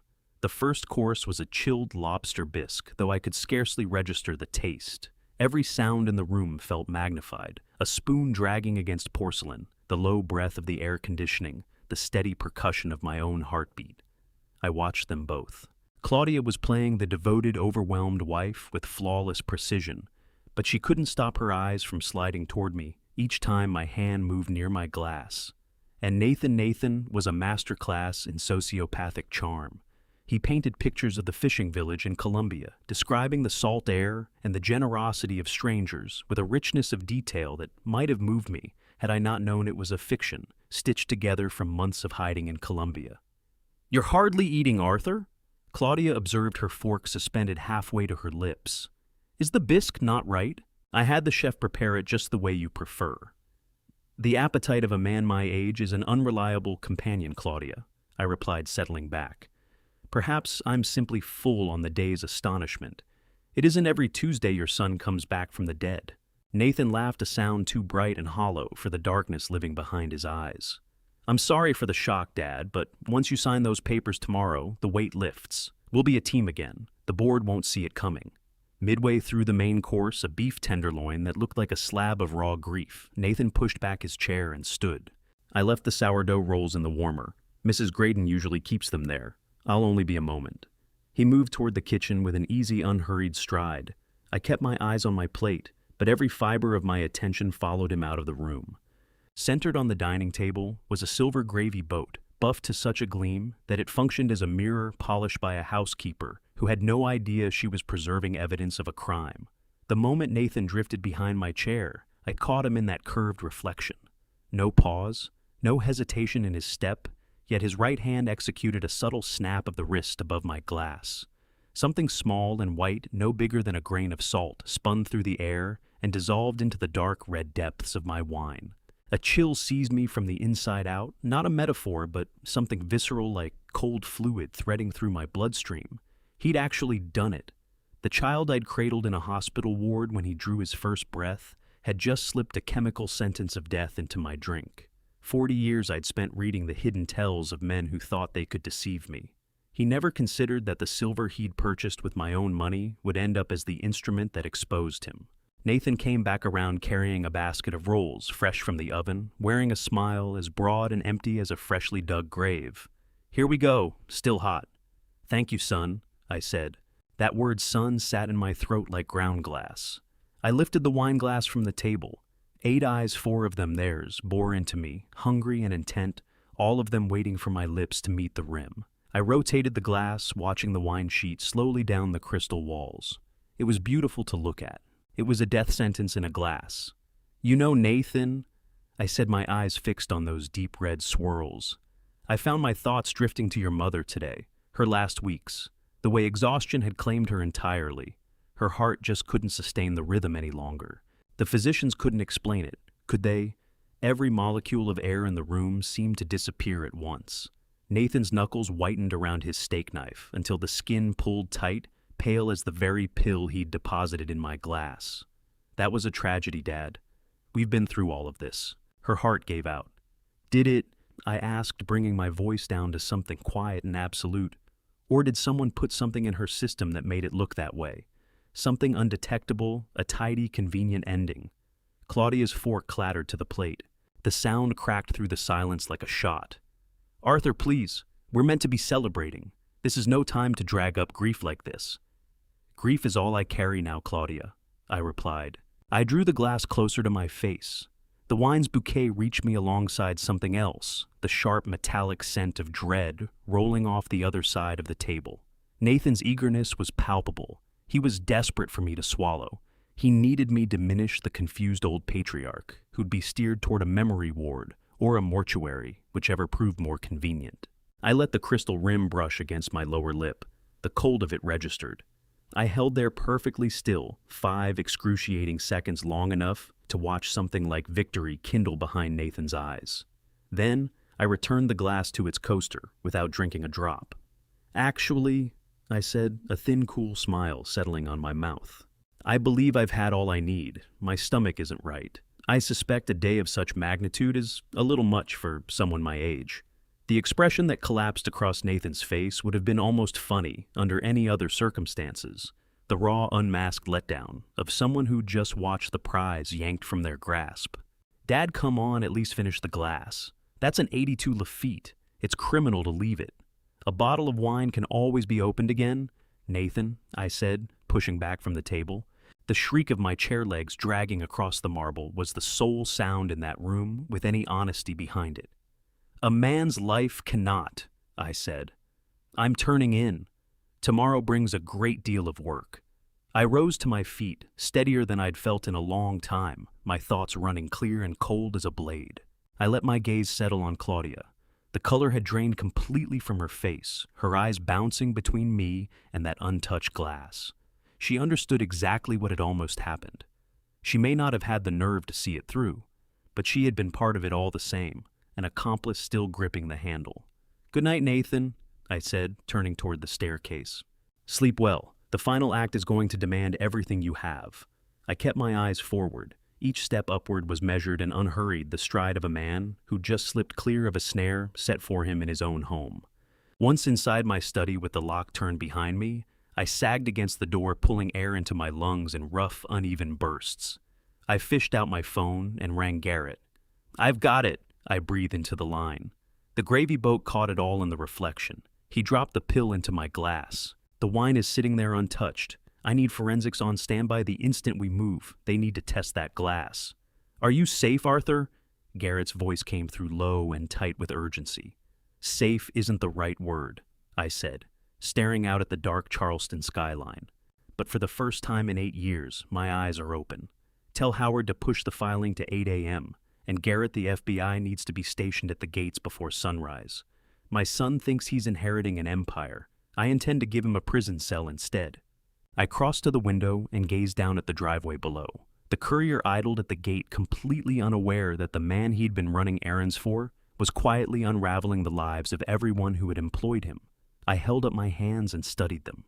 Rock steady. The grieving father had stepped aside. What remained was the chairman.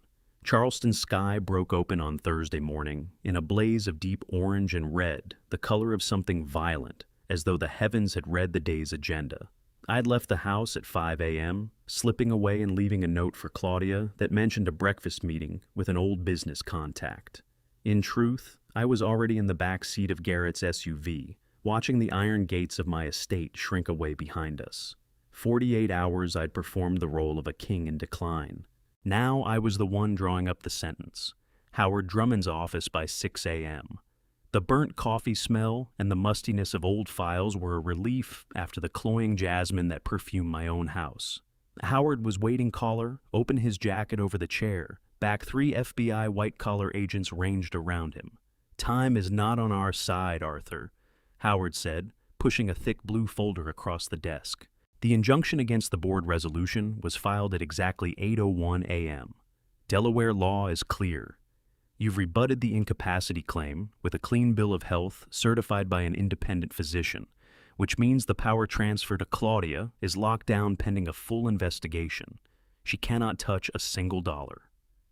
"That's not even the whole picture," Garrett said, stepping out from the far corner of the room. He laid a tablet flat on the desk in front of me. "DNA results back from the Georgia lab 2 hours ago. Cross-referenced against the wreckage samples from the yacht and Corey Bellamy's medical records. 99.9% Arthur. The man you put in the ground 6 months ago was not your son. It was Corey." I stood and looked at the data on that screen. Every number, every percentage, the last wall I'd been hiding behind crumbled. Nathan had not merely staged a death. He had committed a deliberate, calculated killing to clear the road to everything I'd built. "What about the wine?" the lead FBI agent pressed, leaning across the table. "The bottle and the glass, are they secured?" "They are," I replied, "but I have something more conclusive than that." I brought up my phone and ran the footage Garrett had extracted from the silver gravy boat's reflection. Grainy and warped as it was, Nathan's hand was unmistakable in the image. The snap of the wrist, the pale pill dropping, the deliberate wordless act of it. The agent's face tightened into something grim. Attempted poisoning, identity fraud, insurance theft, and a compelling circumstantial case for the murder of Corey Bellamy. "Mr. Calloway, we have what we need." "Not yet," I said, steady as iron. "One more piece, the pharmacist in Columbia. Safe house 10 minutes from this building," Garrett said. "Affidavit signed. He'll testify under oath that Nathan Calloway paid him to interfere with your wife's heart medication 8 years ago. The man kept his own ledger, every transaction private record of the whole arrangement. Nathan never imagined someone that far down the chain would document what they'd done." Silence settled over the room. 8 years of guilt, the kind that presses into your chest every morning before you've even opened your eyes, began slowly to ease. In its place rose something hotter and harder. Evelyn hadn't died because I was absent. She hadn't died because her body betrayed her. She was killed by the son she had loved with everything she had because she stood between his ambition and what she knew was right. 8 years I spent convinced it was my fault, I whispered. I looked directly at the agent across from me. I want him to hear it from me first. I want Nathan to understand the full scope of what I know before your people walk through those doors. 2 hours, the agent said. We'll reach the property by noon. Go back, Arthur. We need you inside the house. Keep them both there. The moment Nathan senses something is wrong, he vanishes. Last time you found him. Next time you won't. I rose from the chair and straightened my jacket. 40 years of hard-won experience had settled into the marrow of my bones. I'd brokered deals that reshaped the shipping industry from the ground up. I'd stared down pirates in the Gulf and weathered Union strikes up and down the Atlantic seaboard. But this, the unraveling of my own flesh and blood, was the only transaction that would ever truly count. Howard laid a hand on my arm as I moved toward the door. Are you certain you can see this through? The moment we step across this line, there's no pulling back. Every tabloid in the country will have the Calloway name for breakfast. The Calloway name ceased to mean anything the night Nathan dropped that pill into my glass, Howard, I told him. I'm not here to protect a name. I'm here to answer for a woman who deserved far better than what she got. I walked out of the building into the full glare of the Charleston sun. The city was already in motion, entirely unaware that the story of Arthur Calloway was about to close in a blaze of federal sirens and shattered glass. I climbed into Garrett's car. "Take me home, Garrett," I said. "I have one final guest to receive." The house greeted me with an unnatural stillness. The air itself felt different, tight, electrically charged, the way the atmosphere shifts just before a storm breaks. I found Claudia in the living room, seated near the window. No teacup this time. She was clutching a sheaf of documents, and her face held the same colorless pallor as the marble beneath her. "Arthur?" she said, her voice barely threading through the silence. "We need to talk." I went to the bar and poured myself a glass of water. "I thought dinner last night covered everything, Claudia. Or has Nathan drawn up more paperwork for my signature?" She said nothing. Instead, she slid the documents toward me across the table. Her hands were shaking badly enough that the pages fanned out like scattered leaves. I took them up and read. It was a folder sourced from Nathan's private laptop, the one he'd left behind in the study when he stepped out that morning to attend to some business. Inside, digital images, message threads, wire, transfer records. None of it concerned me. All of it concerned Claudia. He was going to torch me. "Arthur," she said, a sob breaking the words apart. "He built a case to make me the one who takes the fall. All of it, the embezzlement, the Tidewater Freight Solutions shell accounts. He even manufactured evidence of an affair between me and Reginald Fitch. There's a letter in there, backdated, addressed to the board, claiming I pressured him into faking his own death so I could seize the company."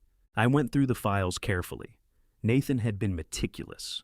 He'd constructed a version of events in which Claudia was the architect of every scheme, and he was the wrong son, a man driven into hiding by a calculating stepmother. He'd even drafted a custody petition for the unborn child, citing Claudia's moral instability as grounds to remove the baby the moment it arrived. He never cared about me at all. She said, tears gathering in her eyes, not grief, but the raw, bitter recognition of having been used completely. I was a means to an end.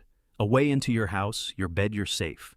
Once the baby gave him a legal heir he could maneuver, I was going to be discarded, the same way Evelyn was. I sat across from her and watched the woman who'd been aimed at me like a weapon for 3 years come apart at the seams. I felt no sympathy. What I felt was something colder, a grim detached sense of the machinery completing its cycle. "How long had you known him, Claudia?" I asked. 5 years, she managed. "We met at a maritime conference in Atlanta. He told me you were a tyrant who had ground his mother down, and that he was the only person capable of rescuing the company from you. He made me believe we'd be partners in every sense. I let myself believe it because I needed to. And the baby." She looked down at her stomach, one hand trembling over it. "Nathan's Arthur. It was never yours. The timing of the pregnancy was deliberate, arranged to fall during his disappearance to keep you emotionally off balance. He knew you wouldn't push back on the paternity because of your private situation." "My infertility," I said. The words came out flat. They had no teeth left in them. He understood that my pride would seal my mouth. He turned my own shame into a lock and used it to keep me contained. "He's a monster, Arthur." She seized my hand. Her fingers were ice. "He's going to be back in 20 minutes. He went to the bank to check on the escrow. When he finds out it's frozen, he'll walk through that door ready to tear this house apart. Help me. I can give you everything, every password, every offshore account number. I'll be your witness." I withdrew my hand slowly and without drama. "You're not doing this out of remorse, Claudia. You're doing this because you've just realized you're next on his list." "Does it matter why?" Her voice cracked open. "I can finish him. I can hand you what you need to put him away for the rest of his life." "I already have it," I said, moving to the window. Down the long sweep of the driveway, a column of black FBI SUVs was rolling through the estate gates. "But your testimony will be the last piece that locks the box.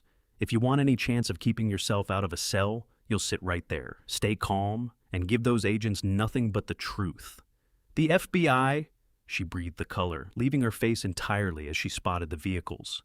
"They're here for Nathan," I said. "And depending on what comes out of your mouth in the next hour, they may well be here for you too." At that moment, the back door to the living room swung open. Nathan entered, suit-creased face burning with fury, a man who had just received news that had undone everything. He hadn't spotted the agents yet, His focus was entirely on me and Claudia. "The account is frozen," he shouted, hurling his phone onto the coffee table. "Arthur, what have you done? Why is the reserve fund under a federal hold?" The performance was gone. The attentive sun, the grieving air, all of it had burned away, leaving only the cold, precise thing beneath. I looked at him, and for the first time in as long as I could remember, I did not see my son. I saw the man who had killed Evelyn. "It's finished, Nathan," I said, my voice filling the room's sudden quiet. "You've lost everything." The front door had fallen shut behind him, with a sound like a crack of thunder rolling through the vaulted ceiling. He hadn't registered the black SUVs tightening their perimeter outside. He hadn't seen the agents moving into position behind the limestone pillars of the veranda. His entire world had narrowed to that phone on the coffee table and the message it had carried. "The account is frozen." "Arthur, ow!" He bellowed, his features twisting with a predator's snarl. He crossed the living room in long strides, barely glancing at Claudia, where she sat rigid in the armchair. I went to the bank personally to confirm the transfer, and the manager treated me like a suspect. "Federal red flag hold." Those were his exact words. "What did you do?" I stood at the fireplace, one hand resting against the cold marble of the mantel. I looked at Nathan, genuinely looked the way you look at something you've been avoiding for years. The tailored suit, the groomed hair, the hunter's gleam behind his eyes. He looked like me. That was the hardest thing in the room to bear. "It's over, Nathan," I said, quiet, unhurried.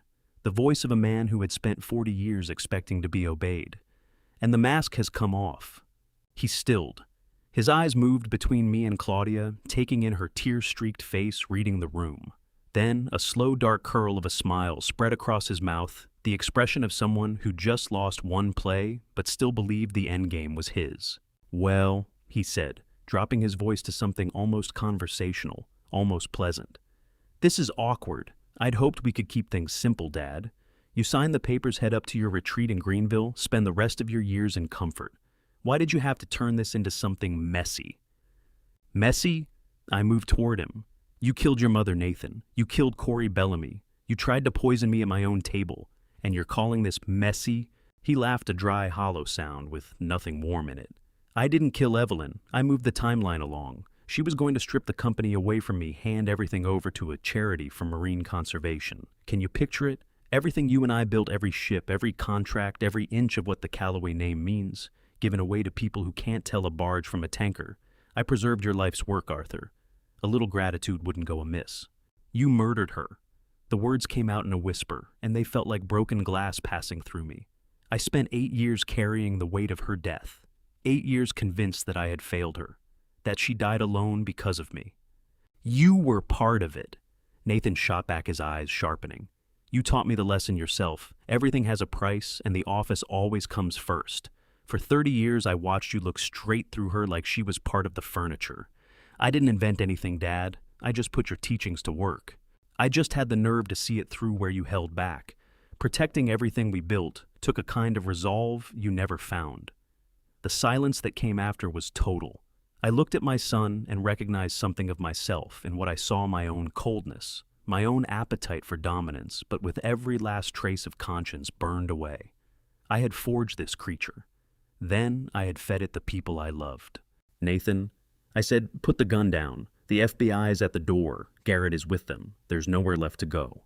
Nathan didn't flinch. What he did instead was reach behind his back and draw out a compact black semi-automatic. Claudia let out a strangled cry and threw herself behind the sofa. Nathan leveled the weapon at my chest, his arm as steady as if he were pointing at a map. "The will is already amended, Dad. The board vote is done. If you go down right now, Claudia inherits the estate. And since I'm the father of her child, I control her. It's a clean result. A tragedy at the Callaway house. A grieving son who came home only to find his father had taken his own life in a fit of senile despair. That's a headline that writes itself." "You won't pull that trigger," I said, though I couldn't be entirely certain. "You still need me to authorize the Cayman transfer. Without my signature on the physical ledger, that money stays locked away permanently." "I don't need the Caymans anymore." Nathan said, his finger curling tighter. "I have Tidewater Freight Solutions. I have the board. I have time. You're already a ghost, Arthur. Time to make it official." From somewhere outside, the flat, amplified voice of a megaphone cut through the walls. Nathan Calloway, this is the FBI. The property is surrounded. Set down your weapon and come out with your hands raised. Nathan's eyes snapped to the window for a fraction of a second. No more than that. It was all Claudia needed. She came up from behind the sofa and threw herself at his arm, seizing it with the desperate clawing strength of someone fighting for their life. The shot cracked through the room and deafened me. I felt the heat of the round as it sliced past my ear and took out a vase of lilies on the shelf behind me. Nathan shoved her off. She hit the floor with a sickening impact. He raised the weapon again, settling it squarely on me. "Goodbye, Dad," he said, barely above a whisper. The front doors didn't open. They came apart. Garrett Nace led the breach, a flashbang grenade turning the room into a white-hot void of light and sound. Two agents drove me to the floor as tactical teams poured in their commands, crashing over each other in tight, rhythmic bursts. "Drop it! Drop it now!" Through the smoke and the ringing tearing through my skull, I found Nathan with my eyes. He was planted in the middle of the room, the gun still in his grip, staring at Garrett. For a moment, I was certain he would fire. Then the calculation settled back into his face like a shutter closing. He let the weapon fall and raised both hands, a smirk, still faint on his mouth.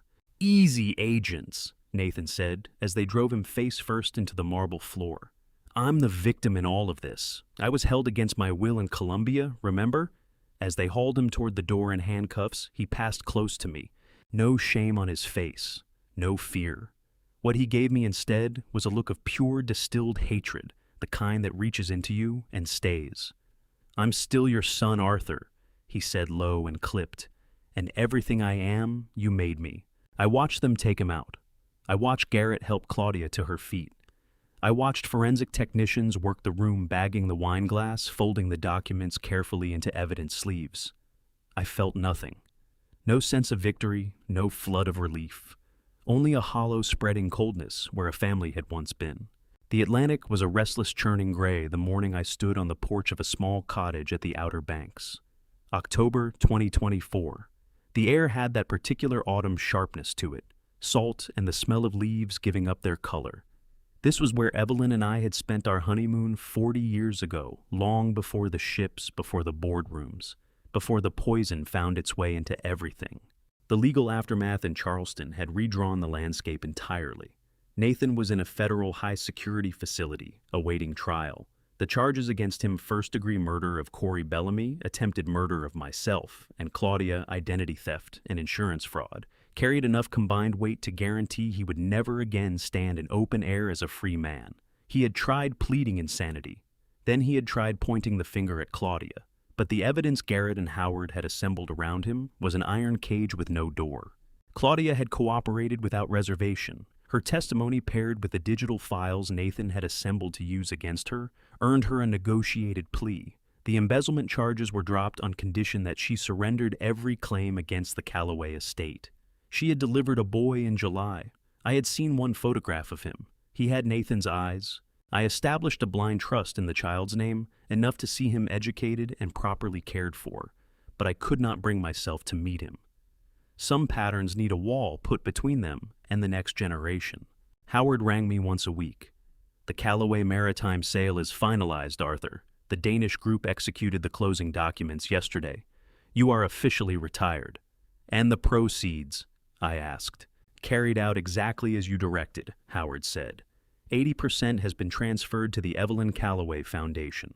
The first 3 shelters for survivors of domestic violence opened this morning in Charleston and Atlanta.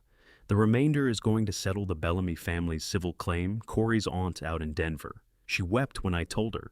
"Good," I said. "Let it be done." I settled back in a wooden Adirondack chair with a wool blanket across my knees. My hands, which had once gripped the controls of an empire, had gone still. 40 years I'd spent erecting a legacy of steel, convinced that the tonnage of my fleet was the true measure of a life. I had been wrong about that in every way that mattered. I had built a monument to my own appetite, and it had consumed the people I was supposed to shield.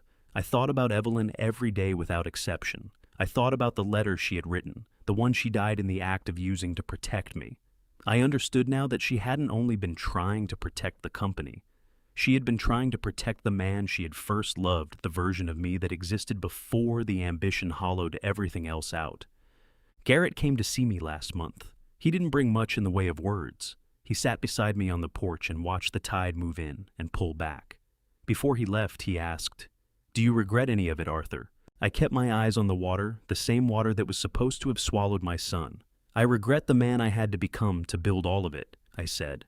"I regret that I made it so easy for Nathan to believe that people were just entries on a balance sheet. There were no titles left to stand behind now. No corporate rank, no private aircraft, no nine-figure negotiations, just an old man in a small house with the sea at his doorstep." I picked up a book from the side table, a worn copy of poetry Evelyn used to read aloud to me. I looked out at the line where ocean met sky, the horizon that just keeps dissolving into itself. For the first time, in as long as I could remember, I wasn't scanning it for an incoming vessel. I wasn't bracing for a call. I breathed in the cold, clean, salt air. The Callaway Empire was gone. The name now lived in the footnotes of a federal indictment. But as the sun began to lower itself toward the Atlantic, something quiet settled in my chest. Not happiness exactly, but peace. The ships had all sailed on without me. The boardroom stood empty. And for the first time in 40 years, I had a clear answer to the only question that had ever truly mattered. I was just Arthur, and at last, that was enough. If you've stayed with me until the end, I want to thank you for that. Stories like this one don't ask for much, just your time and your willingness to sit with something uncomfortable. Looking back on everything Arthur endured, the years of misplaced guilt, the empire that cost him his family, the son who turned all of that ambition into something predatory, what strikes me most is how long the truth was patient. It waited. I believe God has a way of holding on to the things we cannot yet bear to know, and releasing them only when we are finally able to act on them. Arthur had to lose nearly everything before he could see clearly. That kind of clarity is expensive, but it is also the only kind that lasts. If this story left anything with you, let it be this. First silence is not the same as safety. When something feels wrong inside your own household name, waiting only gives the other person more time to prepare. Second, the legacy you build means nothing if the people closest to you are not protected by it. Guard them first. Third, grief that has no explanation deserves an answer. If you have spent years blaming yourself for someone else's cruelty, you owe it to yourself to look again. Fourth, betrayal from a child is its own category of wound, but it does not define you as a parent. What defines you is what you choose to do with what remains. I share these father stories because I believe they matter. Dad's revenge in the truest sense is never about power. It's about restoring what was taken and refusing to let the wrong version of events stand. If this story moved you, leave a comment below. I read everyone. If someone in your life needs to hear something like this today, please pass it along. And if you haven't already, I'd be glad to have you subscribe to his Hidden Revenge, so the next story is waiting for you when you need it. Thank you for being here, take care of yourself, and I'll see you in the next one.